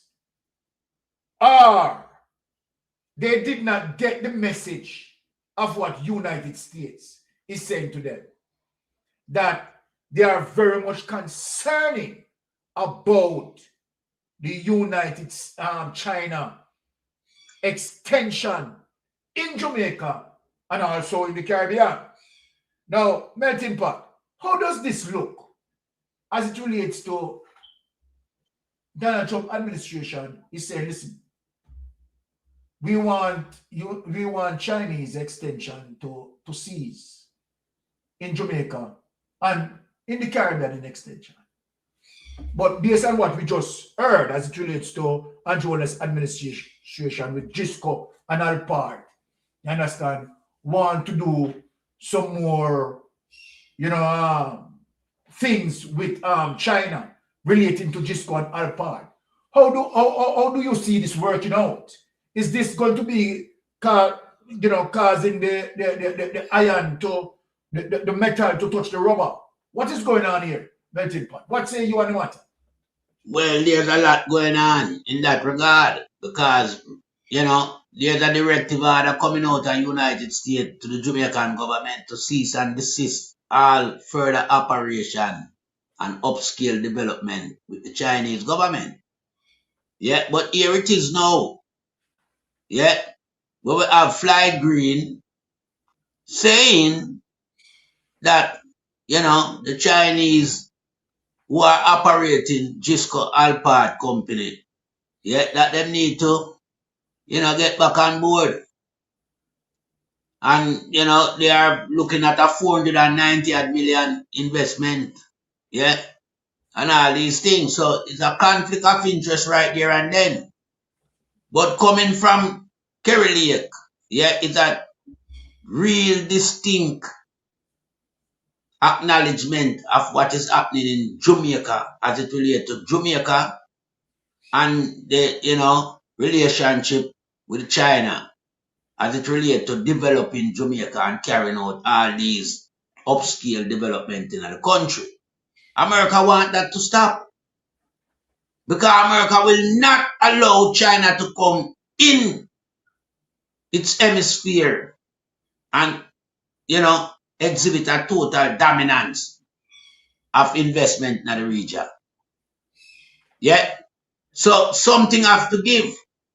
I remember the Jamaican administration, several of them compromised, especially the leader of the country. So I know them have to bow down to the eagle, and reject the dragon with where I go on now. Yeah. But then you have people that speak out of two amplifier, and them amplify them voice in a two different direction. America says cease and desist, and America have a lot of knowledge about the administration, so they have to cease and desist. This is a command being laid down. You understand? You notice when the conference kick off, at Jamaica headline it, Jamaica, because America have concern about the close relationship with the Jamaican government and the Chinese regime. Yeah? And America does not want any more development, not just in Jamaica, but also in the wider Caribbean. Yeah, because go far China there. And China go around the world and exploit people. China deal with modern day slavery, Yeah. Because remember, just look at it. Them now bring you, the people from the country, into the program, But you have to pay it back over a long concession period. But you never benefit from the work and be a Chinese come work. But your country end up owe them for 50 years. And remember, people in the country have to work for pay that. So China take we for slave. No, me as a man with knowledge, me say no to that long time. Long time me have born Chinese out of my place, Because me know them not good for my country. Me know them not like black people to begin with.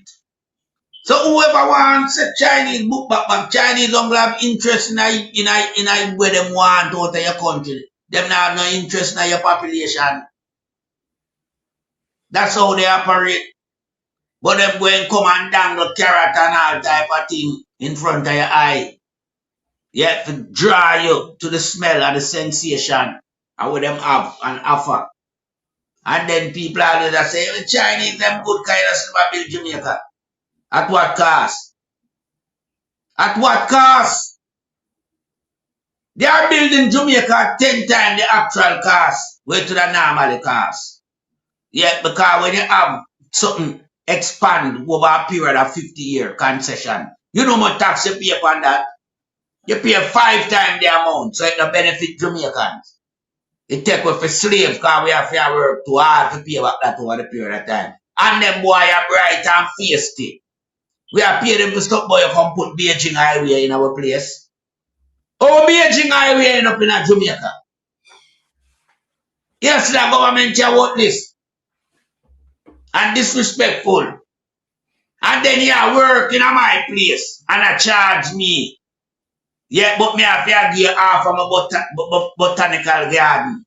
Me have to give how much 100-acre land for no build on one community. We don't participate in the local economy, you know. Nobody no soon know where I use the social service, you know. They only live in Jamaica.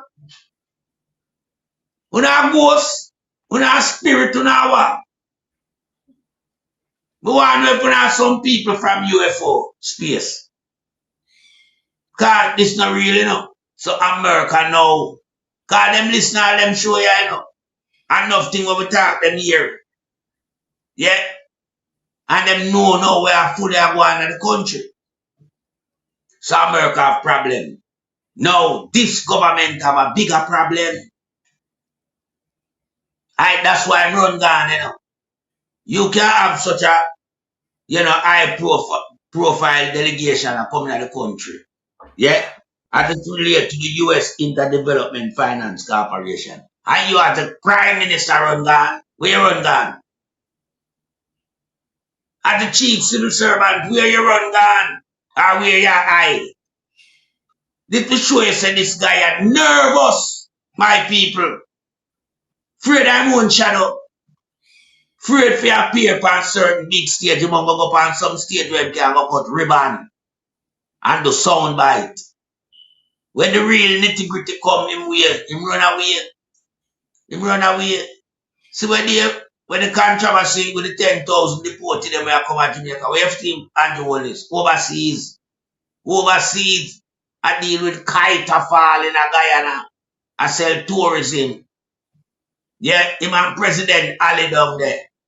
Andrew shit house, you know. And people for cognizant to that. Yeah, it's a guy who shun him responsibility. And this is why Melting Pot has always said he's not Prime Minister material. And him don't surplus the requirement because when you need him is not there. He is here, there, and everywhere, but not where he's supposed to be. No, that is shirking the leadership role and responsibility of the country. So, I want to know what I'm going to know. Long time we are one, you know, but say you get caught between the eagle and the dragon in a wholeness. Yeah, long time we are saying, you know. Byron, I tell you, me, I tell you, it's not a good fit. Because remember, you know, you can't defeat an eagle or a dragon, you know. You, holiness, can't defeat none of your counterparts. Yeah? And none of them don't really rate you. Them on go one where you have, because them say you're lunatic and them know you compromise. Them know where you mix up in. Them know it easy to get what them want out of your piece of nastiness. Because it's when you as a government pride yourself to mix up in a crime and bang around. Then the bigger first world country them, with the power at them disposal, what do you think them will do? They might use it as a mechanism against you to get what they want out of you. Yeah, if you offload the country sovereignty and give them and lie to your people in your country.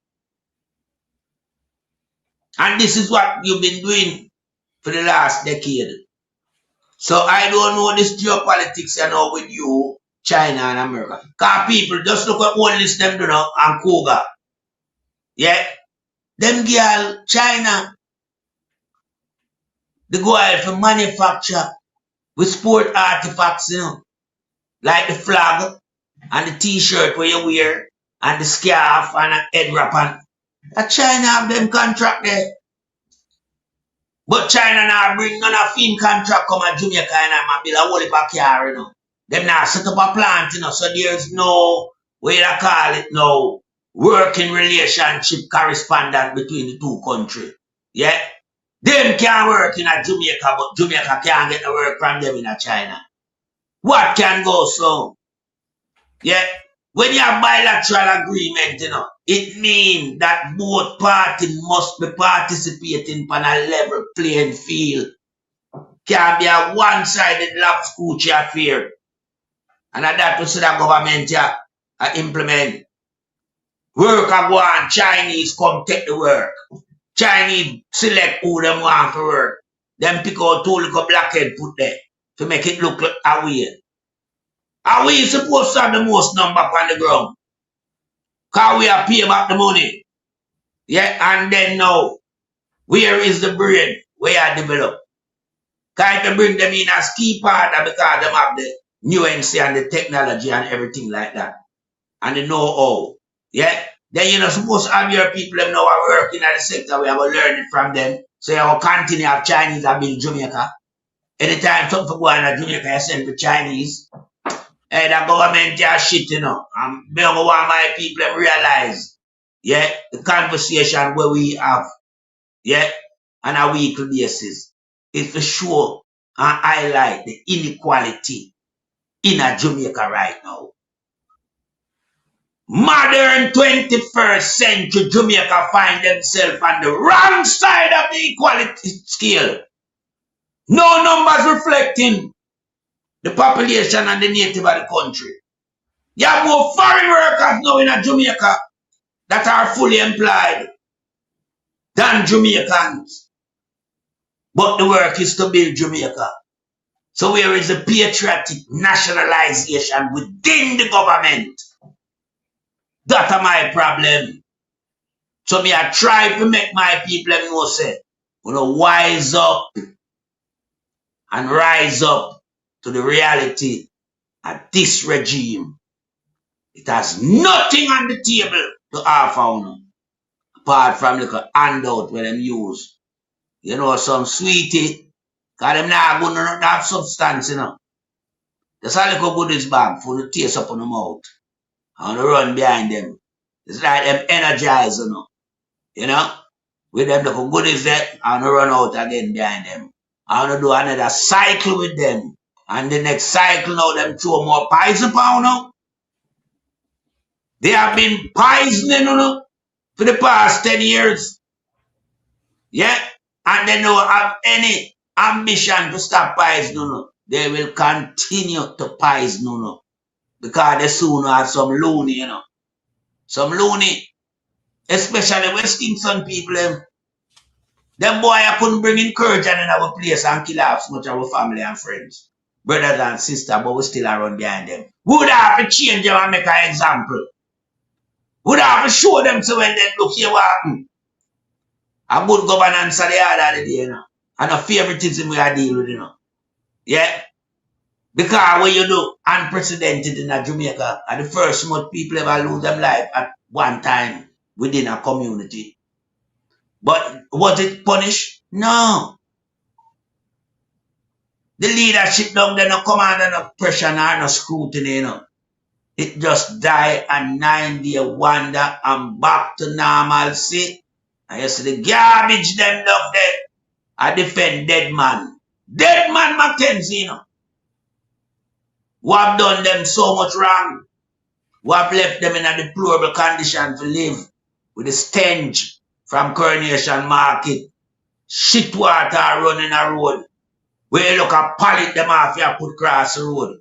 Where you looking at the road, it's greener than the Caribbean Sea. Yeah, the color there you see. And people slum the market are taking all of them cholera smell there.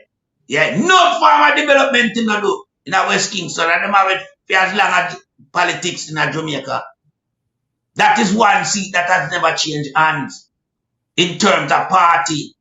It has always been a permanent fixture within the Jamaica Labour Party, but look at it. And that is the benchmark to determine the nastiness them. All right. So who's trying to get a drummer pepper spray? I know him should have get pepper spray. All right. You understand? Me no sorry for him. I mean, know a lot of patriotic Jamaican felt the same way like me. They're not sorry for him.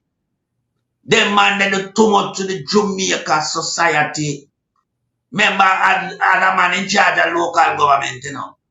Remember when you want your plan to do any operation as it relates to building construction. If you're not getting to your apartment, you're not getting a planning permission. That a criminal. And them man, they want to move out of our politics so our country can rise. Andrew a criminal, that's why I'm run and hide. Him can't face the delegation, you know.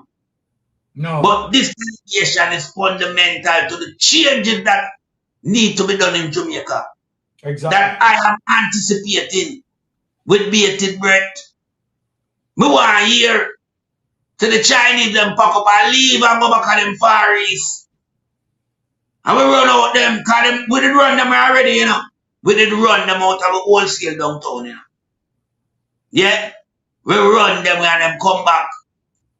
And I talk about Jamaica, them have vested interest in Jamaica. Now when you have Chinese leadership, I say them have vested interest in our third world country when I have no economy. But him a one a superpower country with first class economy. They don't say a really good thing under our side them want to take away, man. And mind them a mind out Jamaica, you know. I'm going to wrap up That's that.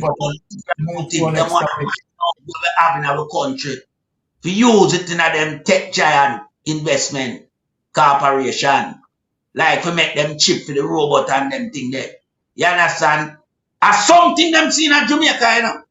Yes. That's why you hear them talk about what? Them have vested interest. Now you think US will hear that and turn the black eye. And what US are going moving and make sure no say them debunk that cease and desist order immediately. That is why Jamaica say what she has said. So people, things are on the horizon. Yeah, and all we have to do is stay tuned. And I give back the floor to Sir Lord Byron. All right, blessings, Melting Pot. Now, let us talk about, as it relates to how corrupt, right, Andrew Holness is. And so then, as it relates to Andrew Holness caught between the eagle and the dragon, right? And as a result of him being corrupted, right, he has no bargaining chips. Now, I'm going to show something as it relates to, right, Mia Motley, and show the world that Mia Motley, to the fact that Mia Motley is not corrupted. Mia Motley can push back on the United States in a very respectful way, right? And Mia Motley has all the cards to play because she's not corrupted. Now, I want you to hear this. I want you to look at this. Look at this, Jamaica. Much, Master of Ceremonies, President of the Republic of Ghana, His Excellency Nana Akufo-Addo, and First Lady of the Republic of Ghana, Mrs. Rebecca Akufo-Addo, Vice President of the Republic and Second Lady of the Republic of Ghana, Your Lordship, the Chief Justice of the Republic of Ghana, honorable members of the Council of State, ministers, members of Parliament, members of government officials of Ghana, traditional rulers and religious leaders of Ghana, members of the diplomatic corps, and indeed my own Minister of Foreign Affairs and my own ambassador, distinguished Ghanaian citizens all. Today I am filled with such hope, and I am so happy to be here with you to celebrate the 65th independence of your country. On behalf of the people and government of Barbados, I extend congratulations, our warmest congratulations to you on the attainment of this milestone. For us, you were the beacon that shone the light almost 1 decade before we came to that old moment ourselves. And that is why last year, when we became the youngest parliamentary republic, we asked your president to bless us with his remarks, because we felt that just as you led the way in 1957 and 1960, you led that way for us with the coming of our republic. It is almost trite to share with you that your founder leader, Kwame Nkrumah, inspired so many of us across the globe. After decades and in some instances centuries of colonialism and exploitation, the capacity to rise and to be able to say that we can, we shall, we will. That simple example gave so many of us the courage that we too could and would and should.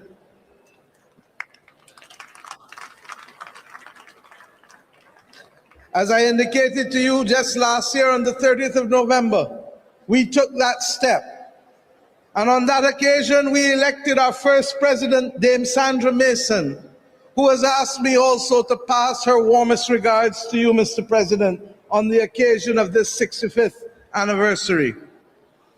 It is significant to us, sir, that when you spoke and shared your message with us as a Barbadian nation, you indicated that it was our great fortune to be able to complete this circle of self-determination at a time when the world has so readily embraced the principles of democracy and enfranchisement. And yes, my friends, and yes, the young people of Ghana in particular, I am mindful that for you, this may seem a journey that is long, long past from where it started 65 years ago. But be assured that that anchoring 65 years ago is what allows us now to stand tall and proud, even as we see the ugly face rearing itself again of racism and imperialism across our world.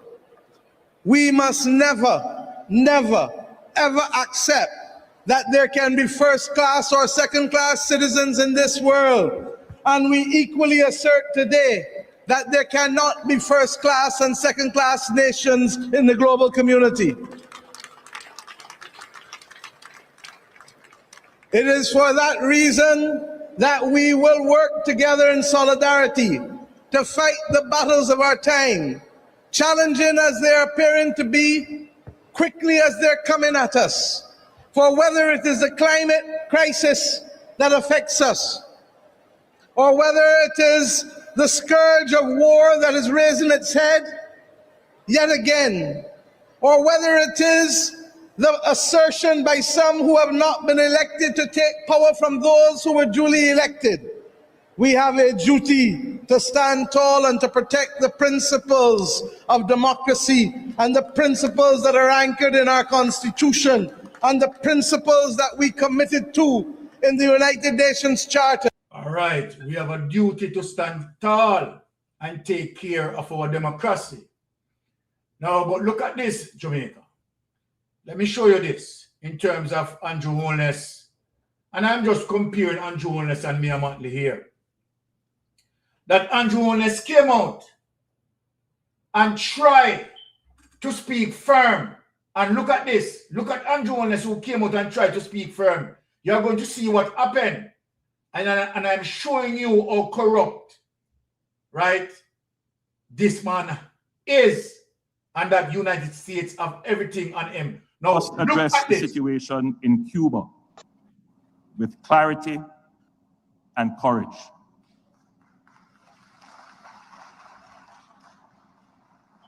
Cuba is our Caribbean neighbor. Its doctors and teachers have served across our region. Its people are part of our shared history. But today, the Cuban people face severe economic hardship, energy shortages, and growing humanitarian strain. Jamaica is sensitive to the struggles of the Cuban people. Humanitarian suffering serves no one, Apart from our fraternal care and solidarity with the Cuban people, it must be clear that a prolonged crisis in Cuba will not remain confined to Cuba. It will affect migration, security, and economic stability across the Caribbean basin. It is therefore important that we carefully consider this matter and take collective action. Let there be no doubt, Jamaica stands firmly for democracy, human rights, political accountability, and open market-based economies. We do not believe that long-term stability can exist where economic freedom is constrained and political participation is limited. Sustainable prosperity requires openness to ideas, to enterprise, to investment, and to the will of the people. This moment, therefore, calls not for rhetoric, but for responsible statecraft, even as we encourage support for humanitarian relief. Jamaica supports constructive dialogue between Cuba and the United States aimed at de-escalation, reform, and stability.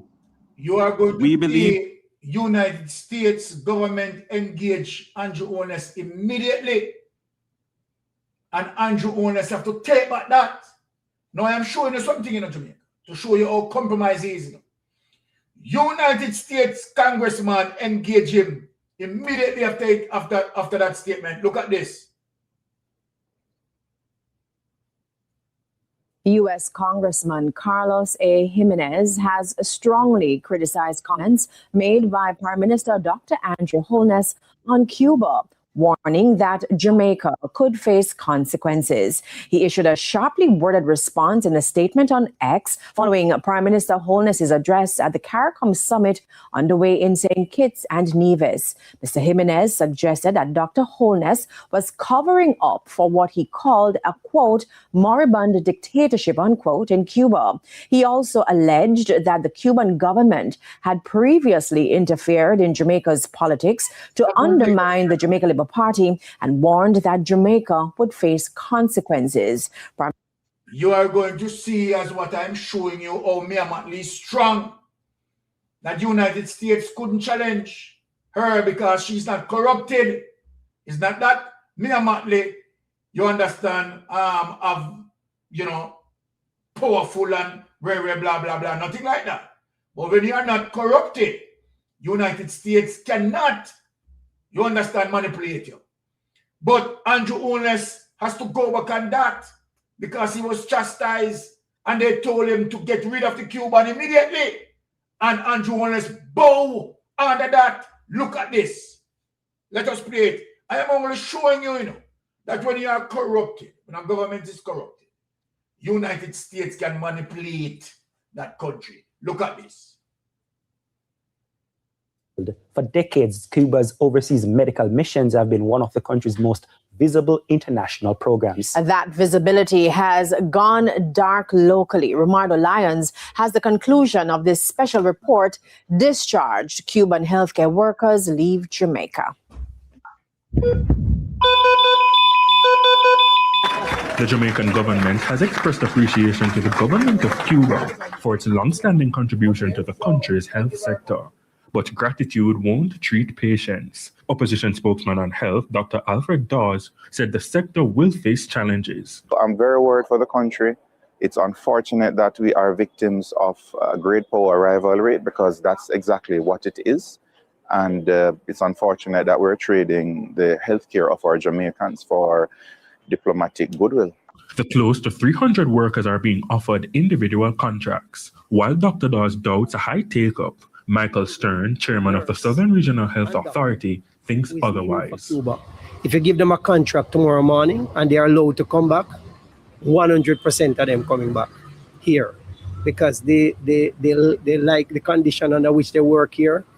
They love the Jamaican country as a whole and what it offers, and they are very pleased with the service that they offer to the people of Jamaica. Many of them would like to come back here, and I'm praying for them to get through with all the documentation, and we will be waiting for them here in Jamaica. Them knowing that, oh, they're not gonna go back to Jamaica, continue working, continue making a good amount of money, being able to get or provide for themselves and their families. Yeah, that's that being out of the way for them. Yeah, it would definitely have them frustrated. Despite concerns raised, the ministry is urging calm. The officials are saying there's nothing to worry about. On March 9, 2026, Health Minister Dr. Christopher Tufton said negotiations are advanced to conclude. Yes. Now, why am I showing that thing? It's to show, right, that when you're a corrupted government and you fall between China, right, and China know your corruption, you fall between United States know your corruption, you're in a predicament, you're in a bind. You're in a bind. And so then now you can be used, you can be dragged here, you can be, you know. Now when you look at Mia Mottley can come out and speak out against discrimination. Speak out clearly and freely. And United States just don't pay her any mind because Mia Mottley is not corrupted. United States don't have anything over her head to suppress her. But Andrew Honest cannot do that. So Andrew Honest make a little step and step out the line and try to be, you know, that he's going to speak for the Cubans. And when he did so, he got corrected, slapped, and said, take back that. And as a matter of fact, we want them out right now. He has to do it because the United States have all the fandangles on him. So United States now can come into the country and they can dictate policies. And they are not asking Andrew Honest to accept these policies. They are telling him that he has to adhere by these policies. I just want to show you certain things, you know, what is happening, you know. So then, as a result of Andrew Honest's corruption, our sovereignty has gone. Has gone. Whether we like it, yes or no. Our sovereignty. If we don't have a constitution that can protect us, if we don't have a prime minister that can protect us, and because that prime minister is corrupted, an outside entity can come in and manipulate, then where are we? Weak. Right? You have seen that United States just can't go in a Barbados and just do certain things and blah, blah, blah. They can stand up on the platform and say, well, I don't have any Cuban doctors now, but if I have Cuban doctors, I would have kept them. And do away with your passport. Do away with your visa. They can speak freely. Andrew Honest can't.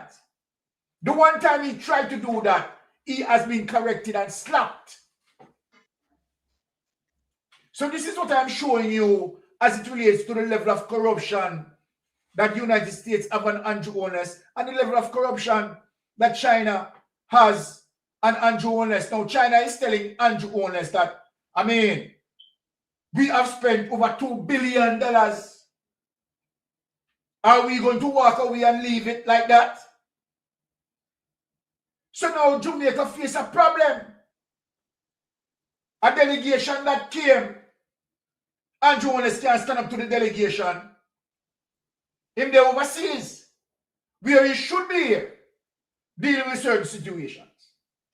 Running away is not going to help. It's not going to help any at all. But these are the things, what I am saying, that people need to look on as it relates to the status of the country. As it relates to the status of the country. And so then, You have to understand what is happening. Really and truly, what is happening. What say you, Melting Pot? And of course, you are finishing up for us. Go ahead, Melting Pot. Well, all of this just highlight how much predicament the country in and that whole in this administration. Yeah. And I mean, a long time we have echoed the sound, you know. Yeah. Because we know. Yeah. Because we know the category where he find himself in. Him is not a state man. Yeah. Him is a more type of them hanky-panky individual.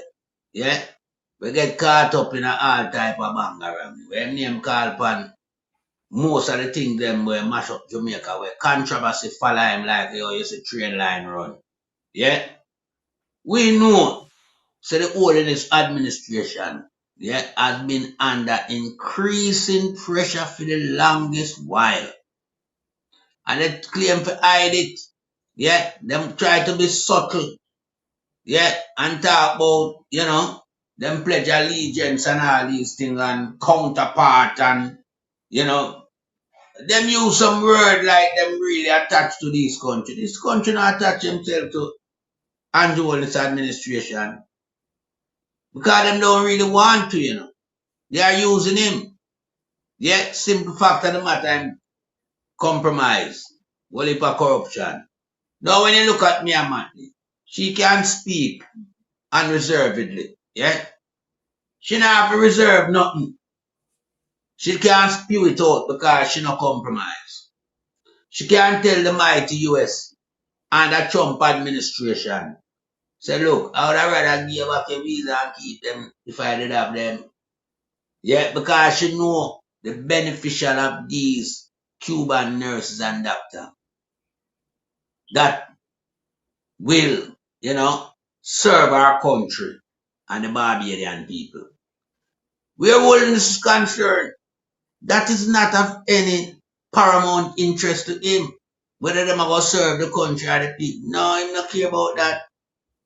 The mafia, you know, criminal, you know, him care about, you know, United States allow him to, you know, utilize all them loot and keep him out of prison. But I have news for Holness. Holness, America, I go utilize the power to arrest you. Me I tell you that.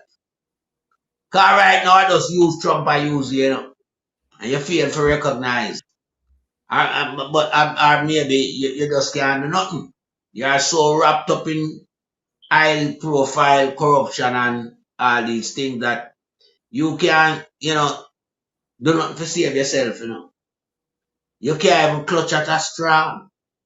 That's how bad your things is. Yeah.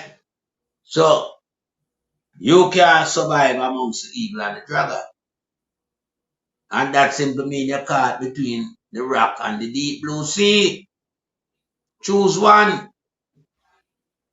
Choose one. Because you have to make a choice, you know. And me can't tell anybody. Remember, China now prison you. So the side where you have to choose is America. And you have already shown and demonstrated so them you choose. Yeah. But how damaging is that towards your country and your people? And this is why we have to, you know, in our head, assume to ourselves, or question ourselves, how much of our sovereignty you give it? Just to keep you afloat. Just to keep you out of prison. So, you know, the right thing for you to hold in this is to resign the post, man. I think you'd have less burden on your shoulder. And I think less people would have focused on you. Yeah, resign. Because you have taken the country as far as you can. There's no more, you know, what you can offer to Jamaica and Jamaicans. Yeah, you have done your very best, and your best that you have done is centered around criminality and corruption. You have never one day worked to enhance the future of Jamaica and Jamaican. We have seen that with our own eyes. You understand? So it's not like we are asked a question where we don't know the answer.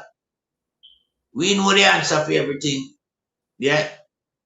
And we just want our people now to just realize, so well, look, you happen now. You can't have a man where for 10 years, he might promise, but he can't deliver, you know. There comes a point in time where you have to make the change. I mean, I say the change is here and the change is right now.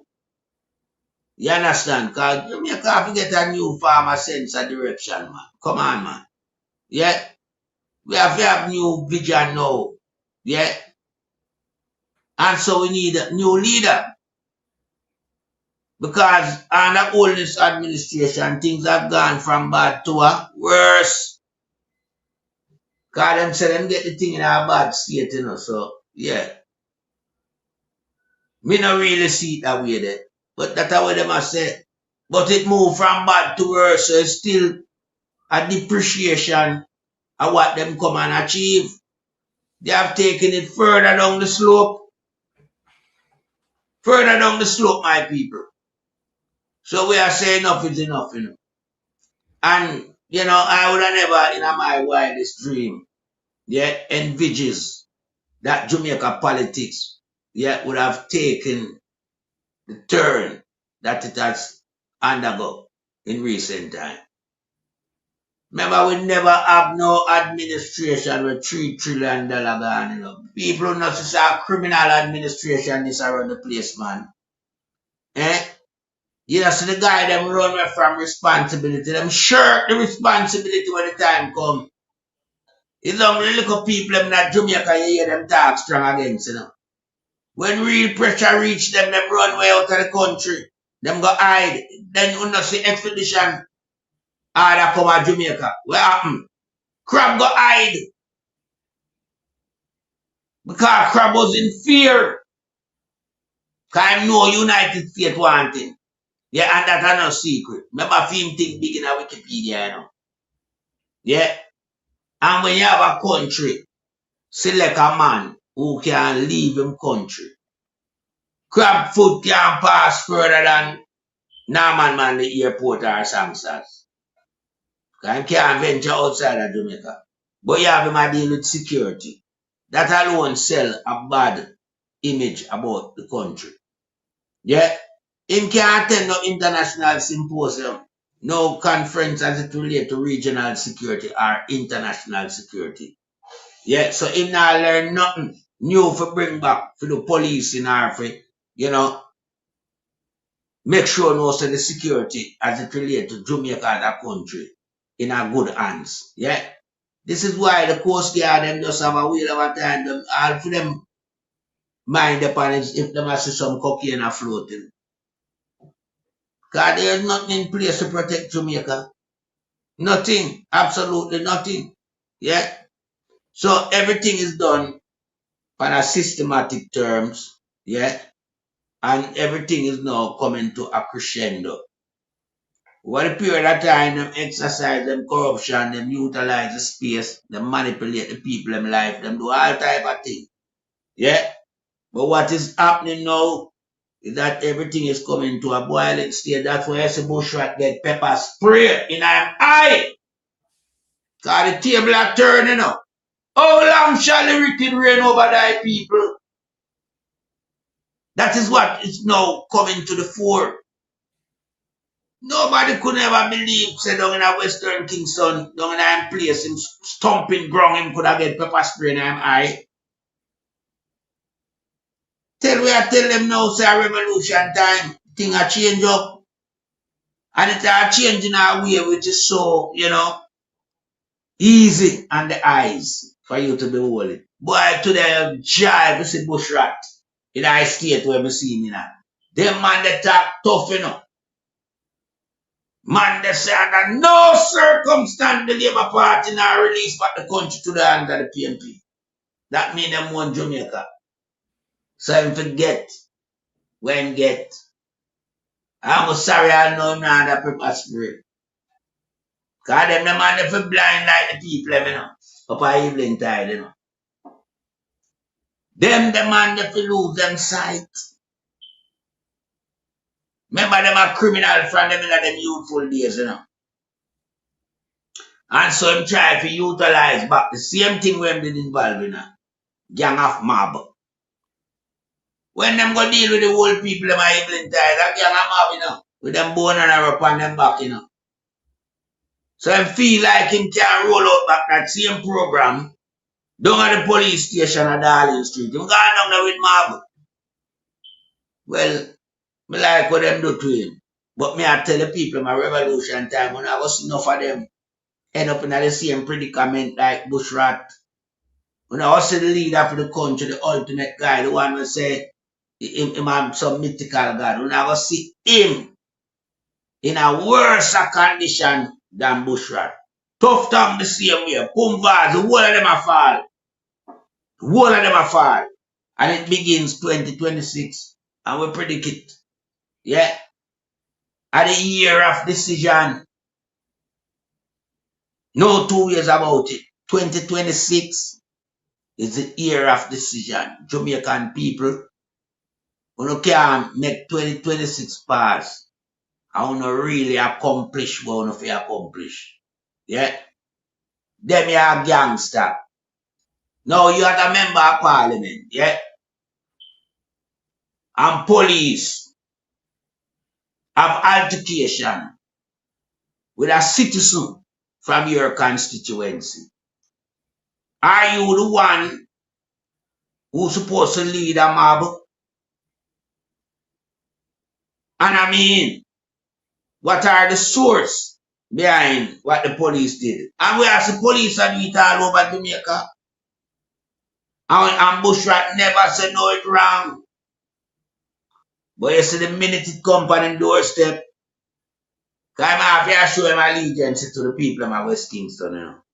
I remember I continued to project himself like a Dan crime commander, the auspices of the one Dan, which was Eddie Seaga.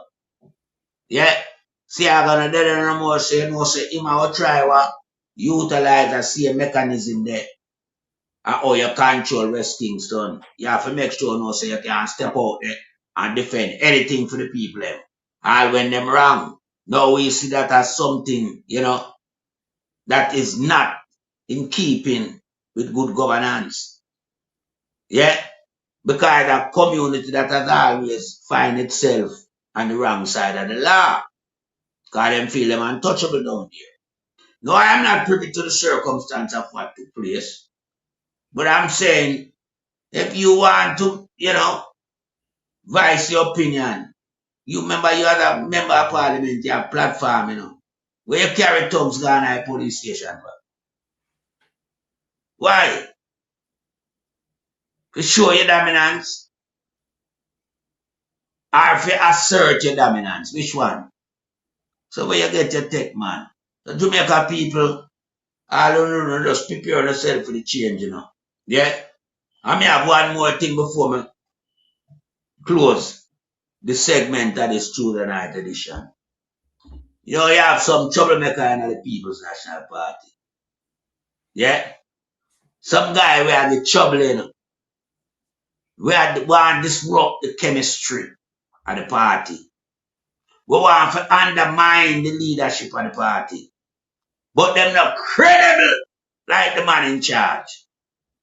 You notice when I don't hear Mark G name called for nothing.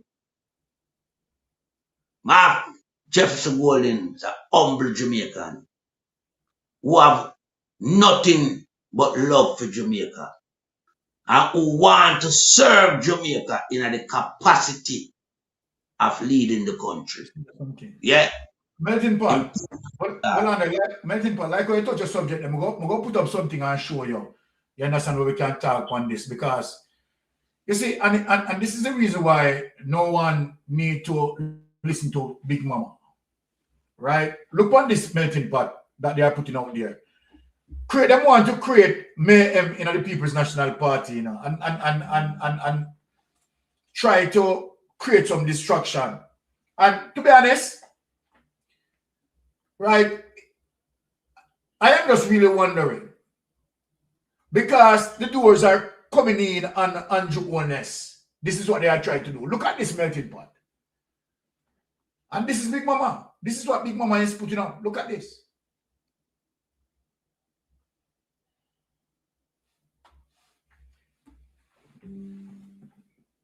Right? There it is. Look at that. Projection for most likely MP supporting Damian Crawford for president. Now, here's the reason why.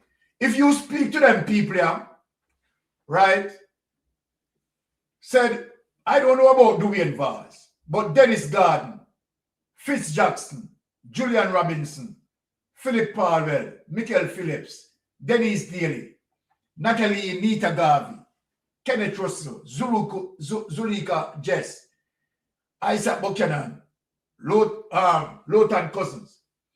You can see that this is also a strategy formulating by NNN to create some sort of disturbance in the Jamaica Labour Party.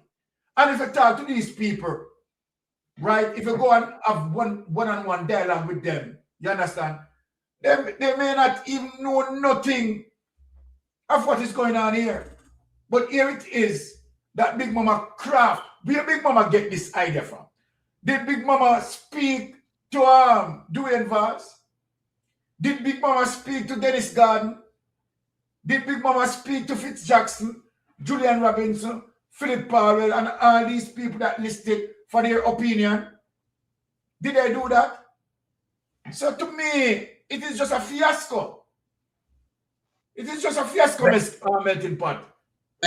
Me knows a certain thing one, yeah, that constitute this way as a Big Mama do. Yeah.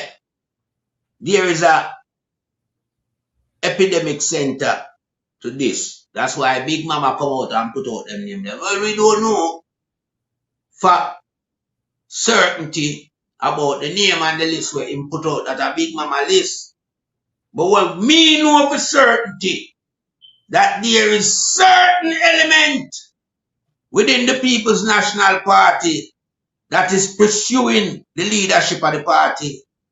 I would like that individual to come tell John Public what is the reason behind this. What had Sir Marky G done that him shouldn't have done? Or what him not do what him should have do. Yeah? Because no found out going like a uno bring back the party to where the party is, you know. And we in our social media. Yeah? I mean I take no claim for fame. But me know and me and my Titan brother them and some more other influencer within the social media we deal with and discuss politics. Yeah? And we mobilize back. The caller and hear what the caller says. Yes, caller, go ahead. I want to say something. Yes. To my little brother, dear beloved comrade brother, Damian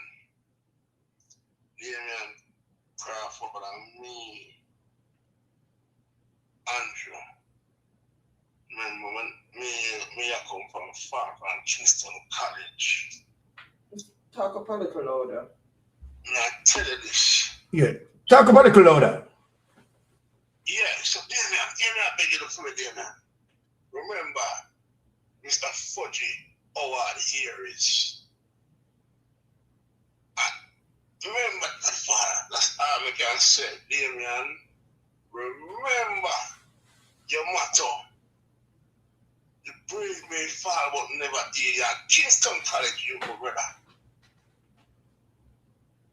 Now I beg you, remember Fudgy here is Harris. Don't let him know. Make him feel good and brave. That's all I can say to Damian Crawford. I'm not nothing more to say about that. I'm just send a message to Damian. I mean to come from belly. All right. And I beg you. Remember 4 years. All right. Yeah, respect. Blessings. But you know what I'm saying, Melting Pot, right? In terms of, you know, I don't want to give fuel to this because when you look at it, you understand, this is a distraction to me. This is something that they are trying to stir up, right? Because we are onto them as it relates to TCN. We are onto them as it relates to, you understand, his statutory declaration. And they are trying, I don't know. But, you know, the thing is. Certain thing go down, Sir B. Certain thing go down. Yeah. I mean, yeah. You know, we're not doing a top line. Certain thing go down. Look at this. Certain thing go down. Them go talk to a certain individual. Me not call him name. Them know who them go talk to. Damien, he know who him go talk to. That certain individual there, I spread it like wildfire because remember, you know, that is something that them can use, you know, to destabilize real thinking people. Yeah. Make we start focus on the leadership of the People's National Party. But there's no contest to Sir Marky G, and that I try to make them know. Them not have the qualification. Them not ready yet. Damien not ready yet for the job, you know. Damien not ready yet for the job. The only thing we know of Damien Crawford is that he is a maths profession, yeah, in the educational part of things, yeah. And he is a alright motivated speaker. I don't know him bring nothing more to the table. I know he's a farmer in his own right. I don't know nothing more. I never meet anybody from IMF. He never step up on the international stage or Jamaica. But you want me to say, right? I look on social media in terms of all of this, and I heard some labor right bloggers, you understand, is celebrating. Let me tell you something. I heard, and I'm going to send it to you. I heard some labor right bloggers, some of those people who I think concocted this, is celebrating over their platform, say, yes, the PNP bloggers them, the this and the PNP bloggers them and that. You understand? And when I look, I realize, say, oh, this seems like something that they concocted because them over upon them platform celebrating that, you understand, certain things. You know, them again, really you know, it happened. And them I use it and I eulogize it. Them not really concoct nothing. Yeah. Man go talk to man. Cause man have the inclination then and the desire to be the leader. Yeah. Man go talk to man, you know. Real talk, man. You know we not do top line, man. That's true, no one call the name for blow up, man. But if them continue, then we have to call the name. Yeah. But for the moment, we just keep it in-house. You understand? But man go call man and keep dialogue with man, and man go spread it like wildfire. Because you give him something very fundamental to work with. Yeah? For you know, deceive the base of the People's National Party. All right. May I reason now? You see some of the names were the panelists there. You understand? Me know say them people they wouldn't mix up in a the bangarang like a Fitz Jackson. Right. I know for sure. Right? Yeah, Big Mama just met that man. All right. Big Mama just met that. Because where Big Mama have now. Big Mama have a foundation, you know. Well, I can just finish and give. Big Mama have a foundation them can build a propaganda big thing pan. You understand? Yeah. We know him make up that list there. Me not believe that them people there on the list there are follow behind Damien Crawford. But you have to make it look something of great concern. But when we know about for a fact, certain people go meet certain people and have discussion. You understand? And him know him can't challenge that, you know. But we are telling him to cease and desist. Don't be no snake on no grass against Marky G. Because Marky G are the people's choice. Yeah, continue. You know, let me say this. Right? Our focus should be on the TCN, which is very serious. Right? And in all of this, in terms of what we are doing here, right? We know that Big Mama, NNN, they will do everything to create that level of destruction. We are not, and I am looking at it from several angles, because watch this now, watch this melting pot. this is not the first time something like this being communicated, right? And Damian Crawford came out on a couple of occasions, you understand, and have corrected the situation. Likewise, this is what I'm saying. Damian Crawford is an educator. So let me just put the two mix. Damian Crawford is an educator. This is where I'm going, melting pot. So, and the reality and the facts that are out there that you and I will be looking at now. Okay, this is not the first time that certain things come out and Damian Crawford claim that, okay, all right, you know, he was misconstrued and so forth and so forth. Now, let me hear you talk now certain facts. With Damian Crawford is an educator. If Damian Crawford continue to go to Big Mama, right, or go to NNN, and Damian Crawford know very well that NNN is going to spin the narrative. You understand? Put it this way. You being Damian Crawford melting pot. You have gone to Big Mama, you have gone to NNN station for an interview, and they take your interview and they spin it the way they want to spin it. My argument to you, melting pot, why would you go back there? Well, here we go on now. You know, say me go to Big Mama. Him go to one of Big Mama's source. But him should I know say that go back to Big Mama and Big Mama will use it. Yeah? Within the media house where him sit down and control. But Damian lied before. When Damian did a try for, you know, recluse himself from the controversy. Him did lie, and we know that. Yeah. Because, you know, me know when him a get a voice message, you know. Me was present when him a get the voice message. Yeah. I know, say, when him get a voice message there, you know, say, who him a get it from? Yeah. Now play it. You understand? And that was a stern reminder to him. Hold on, melting pot. Melting pot, stop. Listen, you hear me I say no melting pot. This is what me I say. And let us tell them. Let us tell them. You understand? Because whatever, right, you know, what people are saying or whatever, hear what we are telling them, melting pot. Anyone challenge Mark Golden for leadership is committing political suicide. There is no two-way about it. And let me explain it.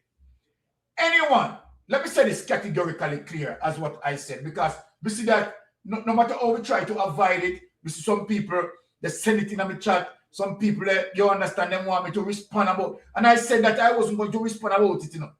You understand, but people continue, you understand, to flood, you understand, my thing with it. So I am responding, you know, you understand, because no matter how we try to avoid it, it seems like we can't avoid it. No, we have to respond to it. We have to respond to it. Because remember me, I will tell you why. Remember we give. Hold on, I'm going to make a comment. I'm going to make a comment, my brother. Hold on, my brother. I'm going to make a comment. You and I will tell them categorically clear, and this is no joke, right? Social media, as it relates to many of the vloggers, solid vloggers, right, is 100% around Marky G.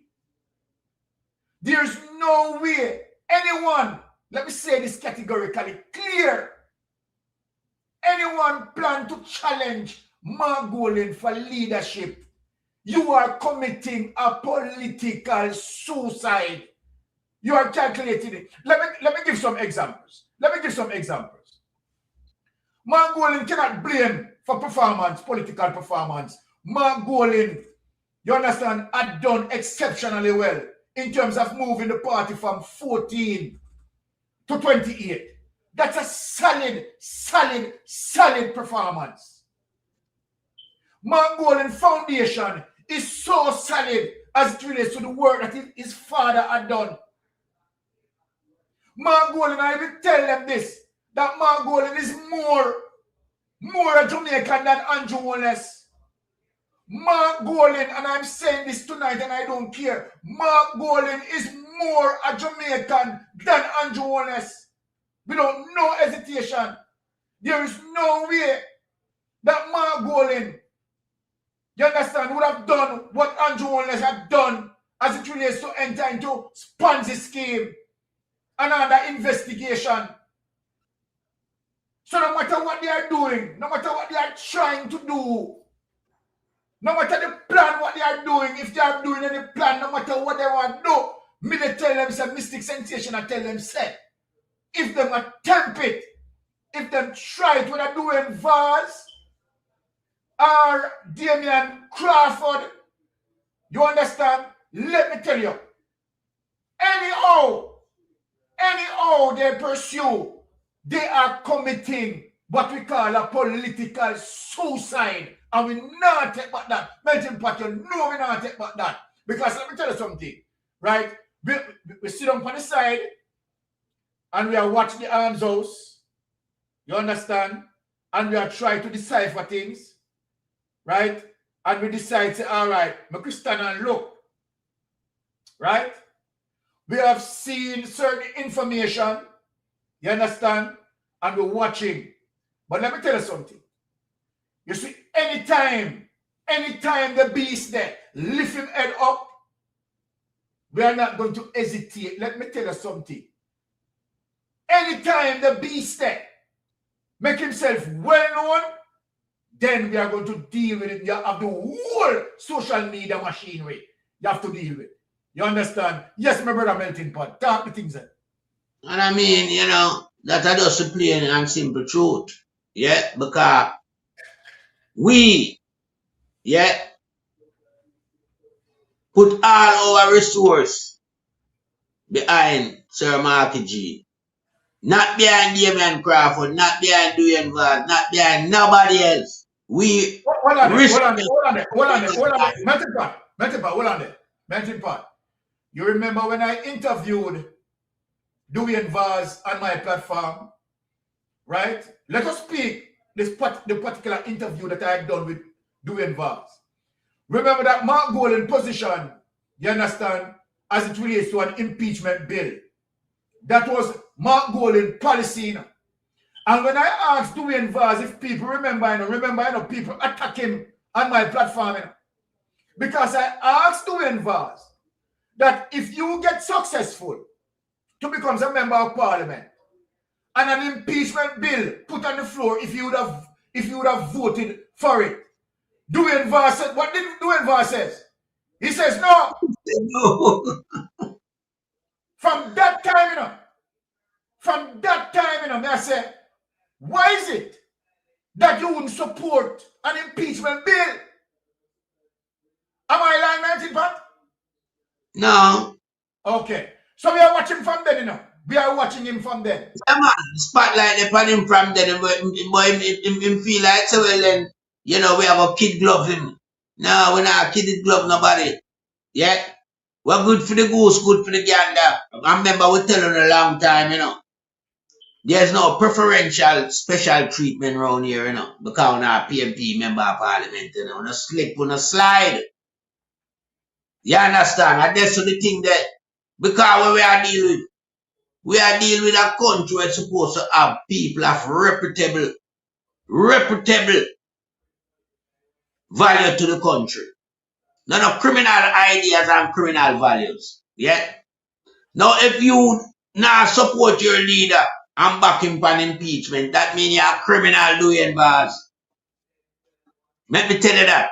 And that's your thing a point to. What is having an impeachment bill when you vote and support it so that it provide an extra overlayer for no corruption and no criminality so that taxpayers can breathe easily? Yeah? Because when you thief the money, you know, the money still have a fine back, you know. We want to use corruption and mastermind certain things for enriching yourself.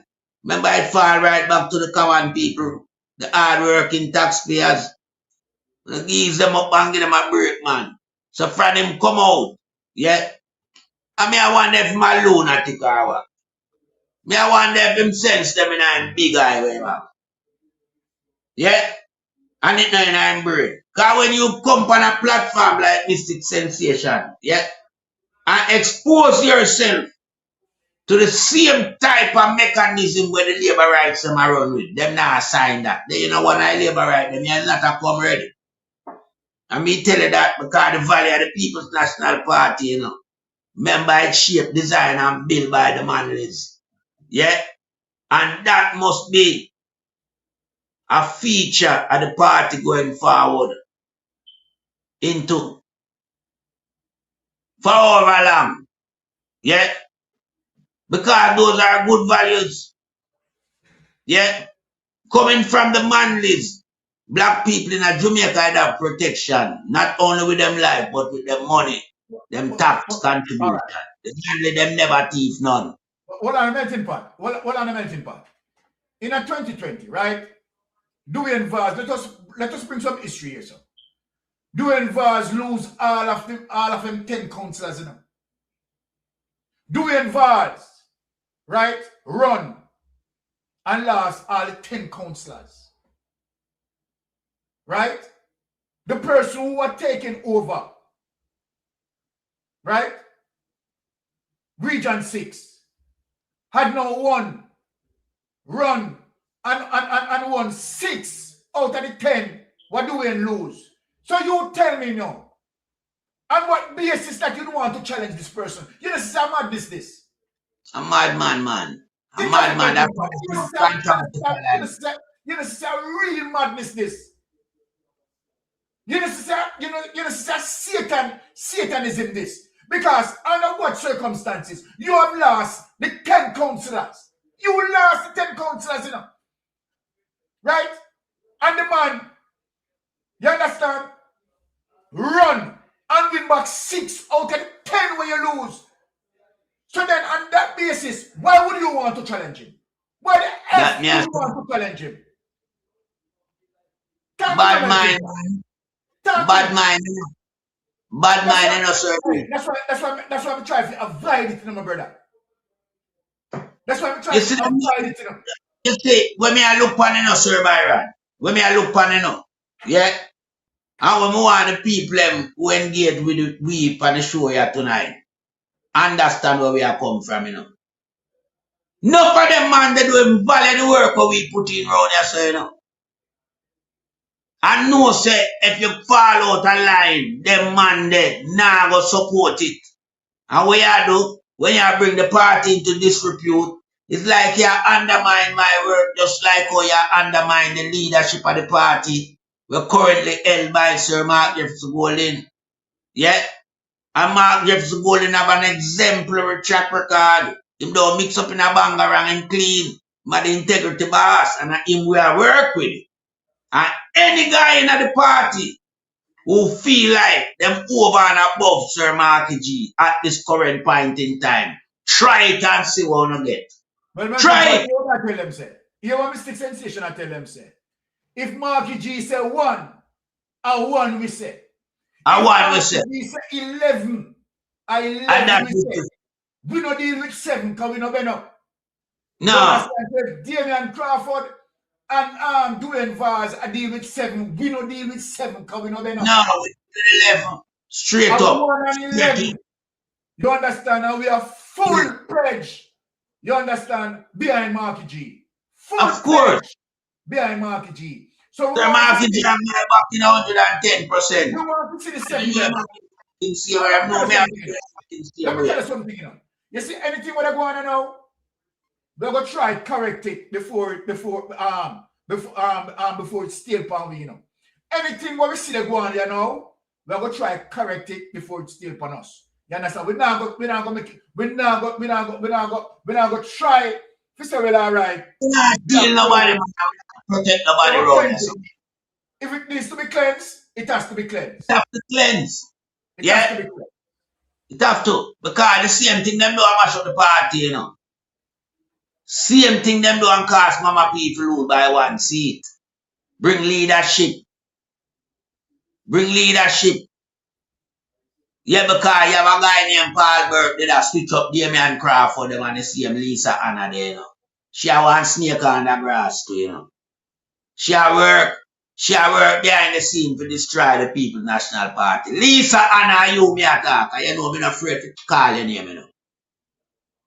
Yeah, because from that thing that it go on, yeah, it's like you carry feelings within the People's National Party and say, yeah, PNP, if you go one side, yeah, go one side.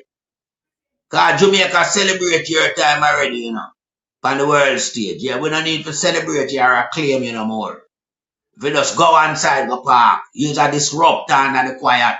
We know about you, Lisa Anna. You are cause some mayhem. You're snake on the grass. And you need to be exposed, so I expose it to the people tonight. You understand? Yeah, because you can't have nothing against Sir Marky G, you know. Because Marky G never come in a retail business, you know, and disrupt on a family legacy. They honor them. Yeah. Marky G, they deal with other things. Yeah. So you have a little pocket of uno within the party. We have whisper now the little pocket group. I want to formulate something to overthrow Sir Marky G. Uno can't move Sir Marky G. Because Marky G already resonate with the people of Jamaica. Marky G are the populace for the people. Not none of uno. Nobody don't know uno, you know. And somehow know what do no time and never achieve nothing for the party. You need to go one side, man. Go in a retirement, man. Because no young man have nothing about to again, you know. Nobody do it now look pound on that steel bread. You understand? Steel bread. So if you cannot work at a united team, better you just expel yourself before we expel you. Yeah? Round you so we not ramp with none of you. And we not devote the time for no little anky-panky game of play. And we participate in that. And we have the whistle like the ref and we go on a red card. Anytime. Don't no career. We no type, we no must not know the power behind social media. Remember, you know, once a while, campaign season will come out, you know. We talk to the people every day, every week. Yeah? We are here advocating for the people's right in Jamaica. And the people's right can only be, you know, carried forward by a party, a clean party, with an upstanding leader. You understand? A man who already making money and is not, what you call it now. The man that in a bandage when it come to money, Sir Marky G. Man that been there and done that. Yeah? Them things they not fear Sir Marky G. Yeah? Where millions and billions is concerned, the man that know about it on a legal terms. Who no want gain it through malicious terms. Yeah? And malicious lead to corruption, evilness. Yeah? I want to cut against no one fellow party member. I build where I build back this, you know. Yeah? Because enough of uno will come in politics, uno don't even know Michael Manley in person, you know. A picture on the look pan, because uno young. We don't have no problem with that. We are all a senior head, but we are telling us to construct uno thing the right way, man. And make it run with clarity. Yeah? Make it carry the flavor of the Manleys. Love and unity. But we have to warn them, you know. You understand? And we are 100%. Right? Social media. And we are not hiding it. Social media, you understand, is 100% behind Marky G. And so then, anyhow, right, you try to go up against Marky G, you are committing a political suicide. It's just plain and simple. Definitely. And you don't need no rope to hang yourself, but you hang. You don't need no rope to hang yourself, you know, but you have to find your hang. I mean, you hang up on a tree, you know. We are hanging around yourself. Because we are telling people them to not vote for you. So your political career are dead. I remember You might feel like because they're on the ground have the people them support 100%. No. You make the people them support to know 100%. Exactly. Yeah? Social media. Who no work. Yeah? So, and because of no respect and no manners, want to do ever recognize where the platform them the phone. Yeah? Now $1 million pay package where annual is put on the table phone. Yeah? Me I make una know say. And a real government leadership. And that's why I don't want to swing from the one. Because Marky G would have reversed that, you know. Because Marky G know that. Hold on. Let me ask some question. I want to ask some question. More on Jamaica to listen to me in terms of the question that I'm asking. What is Damian Crawford's contribution, right, in the entire political process as it relates to his political history? What is Damian Crawford's contribution? Let me ask this question. What is Dwayne Vaz's contribution in the political process? Now, let us ask a question. What is Mark Golding's contribution? Well, let us tell them. Let us tell them this and give them the history. There is no other member of parliament, not one member of parliament, you understand, that deal with the amount of legislation that Mark Golding had dealt with. Not over one. 120. Over 120 make them know, Sir Byron. Right now, all man, when you put on the survey, let me just put one little piece and give it back to you. Yes. Right now, people used to have criminal record for marijuana. And Marky G clean that. Over to you, my brother. But hold on. For them, I am not talking about challenging. For any one of them, Damian Crawford or Dwayne Vaz to even conceive, to even think to want to challenge Mark Golding is a fundamental wrong. Fundamental suicide. I am not talking about the challenge, I am talking about to even think of it. Right. Because if you are going to compare yourself with Mark Golding, I am just asking the question. I would like Damian Crawford to really come out and say, what is your contribution, right, that you have given as it relates to the political process? We can tell you all of what Mark Golding has done. And remember, apart from Mark Golding, right, Mark Golding came from a foundation as it relates to his parents and the contribution that they have done in Jamaica as it relates to the fight against poliomyelitis. True. Let us talk about history. Hey, so that's why, listen to me. Let me tell you something. That's why I say, hey, listen to me. Melting pot, remember I said earlier today, me here talking, I said, I try to avoid the thing, You remember? I tell you say it can't avoid, because you see when it rise, when that stench rise, stinking smelling. All right. I'm going to tell you. All right. I'm going to try to avoid it. I'm going to tell you the people in the left out of my inbox, I just eating them inbox, and the people who want to respond. I'm going to try to tell you, like, you know what? Me don't want to come out and talk, Because I say if I come out and talk, you understand? Me I go put some people under pressure, I'm going to make them know, say, listen me. You see, for once you want to think about that, you are committing a political suicide. Don't worry about this. And here the thing is, you understand? You can't compare yourself with Mark Golding leadership and quality. You can't do that. Now, if it comes to academic, Mark Golding up there. That better school. Achievement. Mark Golding up there. If it comes to the foundation of his parents, Mark Golding up there. Long time. They don't even know that Mark Golding was an excellent cricketer. They don't even know that. Hold on. Let me go to some history. For those pieces, I don't really want to root to some people, I don't really want to root to some people, you understand? I don't really want to get out and root to some people. But let me ask a question. Right? Let me tell you something, This is some of people that try to swing and talk about Mark Golding complexion, But I make them know, melting pot. Mark Golding, blacker. That enough of them. Enough of them. Enough of them. And I ask them that, you know. Mark Golding, blacker. That enough of them, you know. Enough of them, you see a roast breadfruit, them, you know. All right.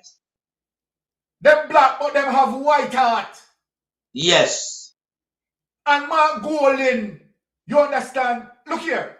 Hey, let me tell you something. Yo, hey, you know, say, me not lie still, you know. Hey, watch out. Boy, the devil really know if we work.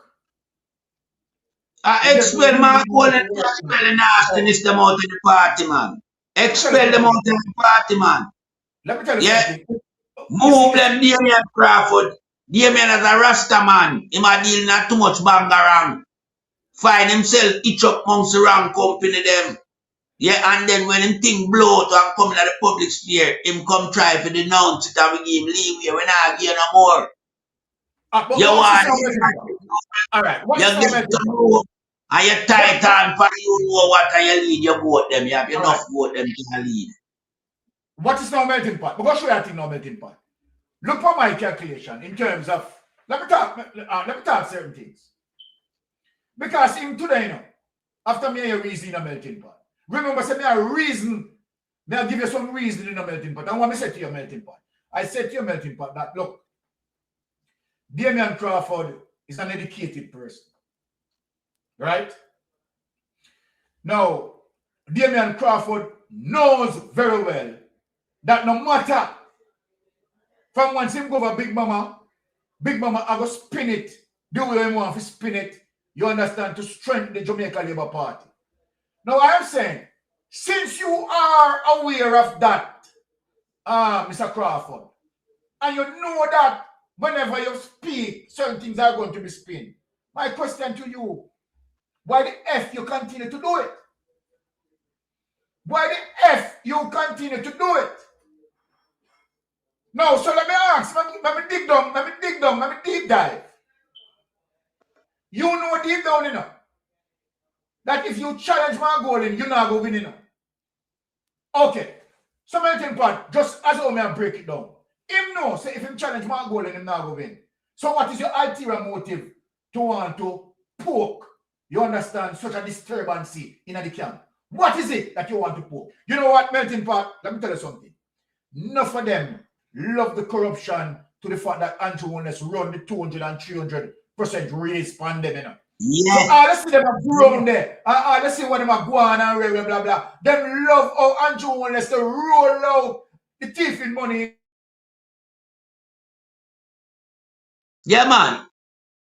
It drive them, you know. It enthuse them. I could go right now. I could open it and stretch it out now. Enough of them where you see, you understand, because they know some Mark Golding don't like the raising because the economy can't sustain it. Can't sustain it. You understand? So because they want to now go against Mark Golding, because the possibility that if Mark Golding get into power, Mark Golding might say, all right, listen, reduce the salary. Reduce it. The salary. Good governance, Mark Golding are deal with, and them corrupt. You understand? Because them indulging in them fuckery. You understand? True. Keep up certain things. You understand? Hey, let me tell you something.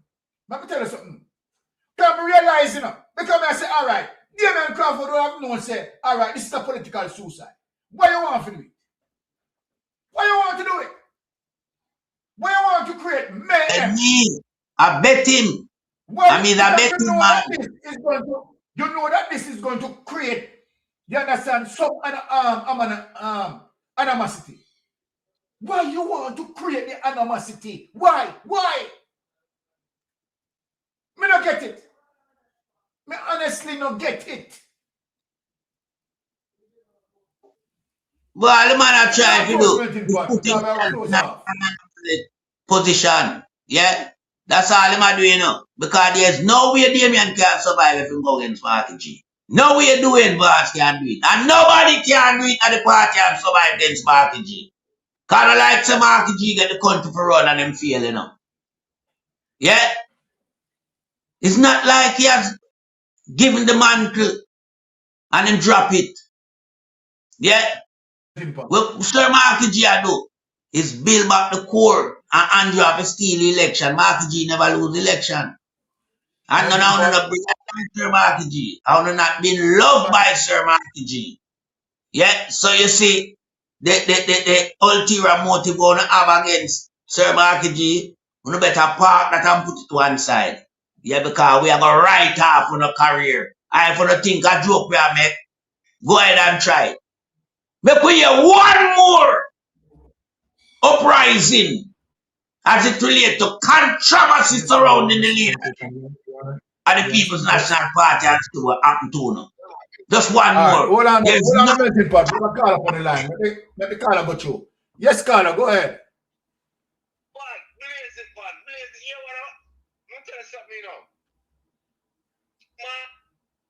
Let me tell you something, people.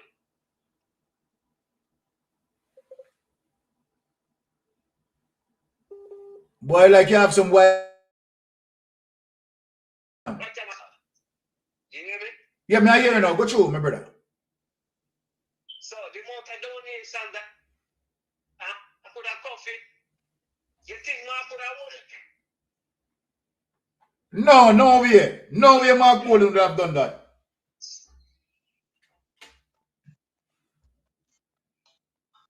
Melting I want to take that.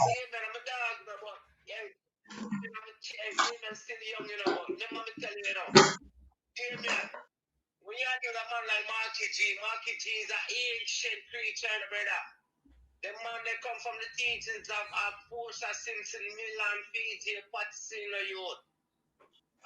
When you're there with them man, they're on. Them can't deal with this, brother. This is a necrobatic minor. Yo, brother. That's how we put in our chat and said, man, yo, my God, they will make policies and I'm sleep. Exactly. The man don't sleep. What do you, man? Yo, listen to me. You think Andrew don't know? You think Andrew don't know? I am the behind this, man. I am the behind this, my brother. Bridget, man, this minute to the man. Not tell a man, the man. Listen to me, I'll chat early, but I say, yo, I want like the man that might try to make the PMP go broke. I try this, demolish them funds to the point where they can have power more. Because it's all about you, it's all about power. Because it's not even positive for the people. Yeah, you have a Wi-Fi problem. You have Wi-Fi issues, Carla. You have Wi-Fi issues, so I don't know what is going on. Yeah, you have some Wi-Fi. You go in and out. You go in and out. I don't know what is going on your end here. You're going in and out.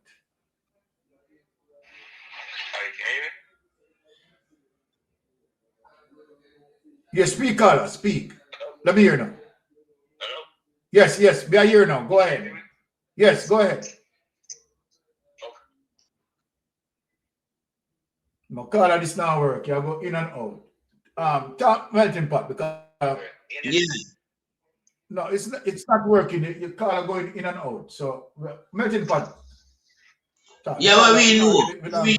No for them right now. Yeah, them fully aware. So Mark Golden, yeah, will do the most sensible thing, not the unthinkable thing. The sensible thing and roll back the high salary where Andrew put on the table for politician. Politician when they work for the country.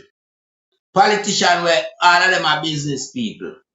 All of a sudden the system just hack up. I don't know what is going on.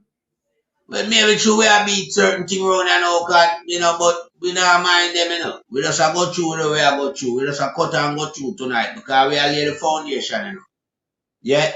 Most of them, yeah. Like we're on the pot. The call back. Yes, caller, you're on Mystic Sensation. Go ahead. You hear me now? Yes, now you're now. Alright. So may I tell the people I'm in a mistake? Yes. Listen, D.M.N. Crawford is a good guy, Don't get me wrong, he's very intelligent. But listen to me. Them man, them Mark Golden have the blood of Portia Simpson running through them veins, brother. You understand? Yes. Mark Golden can do things in his sleep. Him know know the diplomatic code. Him know the diplomatic code. It's not an easy thing to understand or learn. You have to know how to see 10 times ahead of the game. You need to have the foresight. Exactly. If you don't have the foresight, how could you be a leader? All right? All right, brother. Understand me? In the chat. Stop it. Don't do it. May I tell you, Marky G to the fullest integrity boss. All right. Right, this it there. This it there.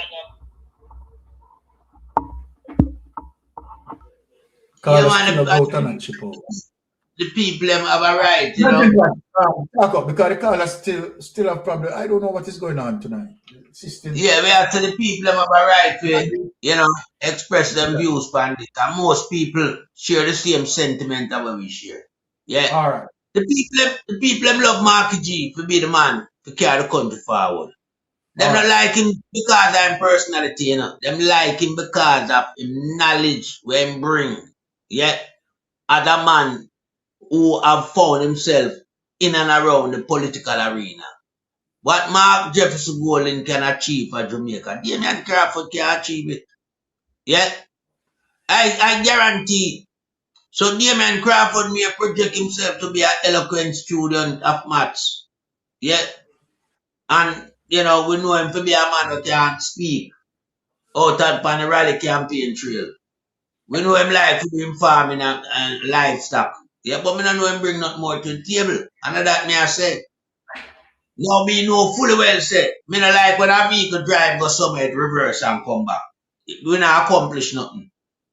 We want the vehicle where in a motion reach its destination. Yeah. If and when it arrive at its destination, yeah, we find that we have fault with it at that segment, then so be it. But for now, the vehicle is in good hand. Yeah, I'm like how Marky G has steer it. Yeah, I'm like the fact them have Queen of the South. Yeah, where she skip a beat, you know. And she content with where she is in the party. The position where she have, the role and responsibility. She have focus and concentrate on that. And them type of people them want around Marky G, dedicated people, yeah, who have a aim and a vision for the party and for the country and Jamaican and a whole. We don't want people who have themselves centered ulterior motive where just money them want going to make out of politics. Yes, Colin, Mystic Sensation, lad, boy. Good night, Mystic. How are you doing? Good night. Good night, my sister. Well, on a melting pot, I could bring you with sister. I could bring you with sister. Right, with sister, got you. Yes, sister, got you. I'm just going to say a short message. Yes. Today is one of my happiest time. I want to go on with the system. Man, them probably touch certain topic, man. Them no want that, brother. Notice thing I play up. Normally we call them run good and smooth. But anytime we are touch certain big topic, like them have some device for them use. And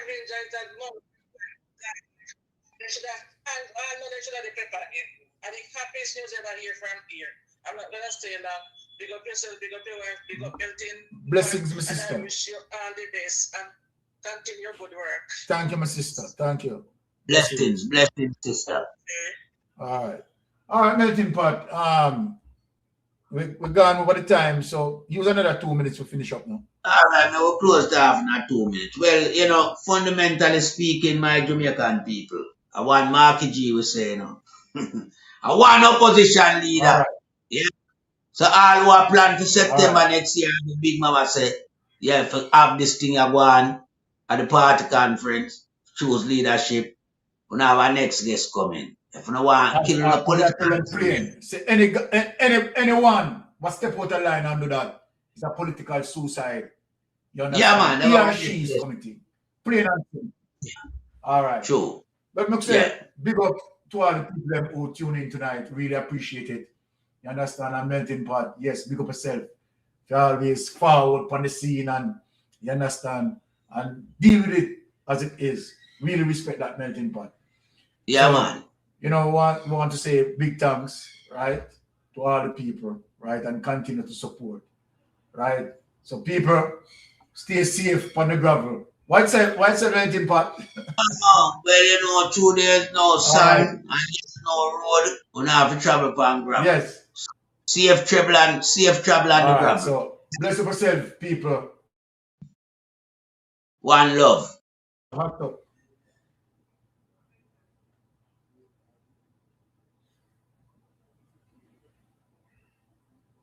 All right. 10 years, you say. 10 long years and look how Jamaica stay. No light, no road, no food pan we plate. People are suffer while Anjua live great.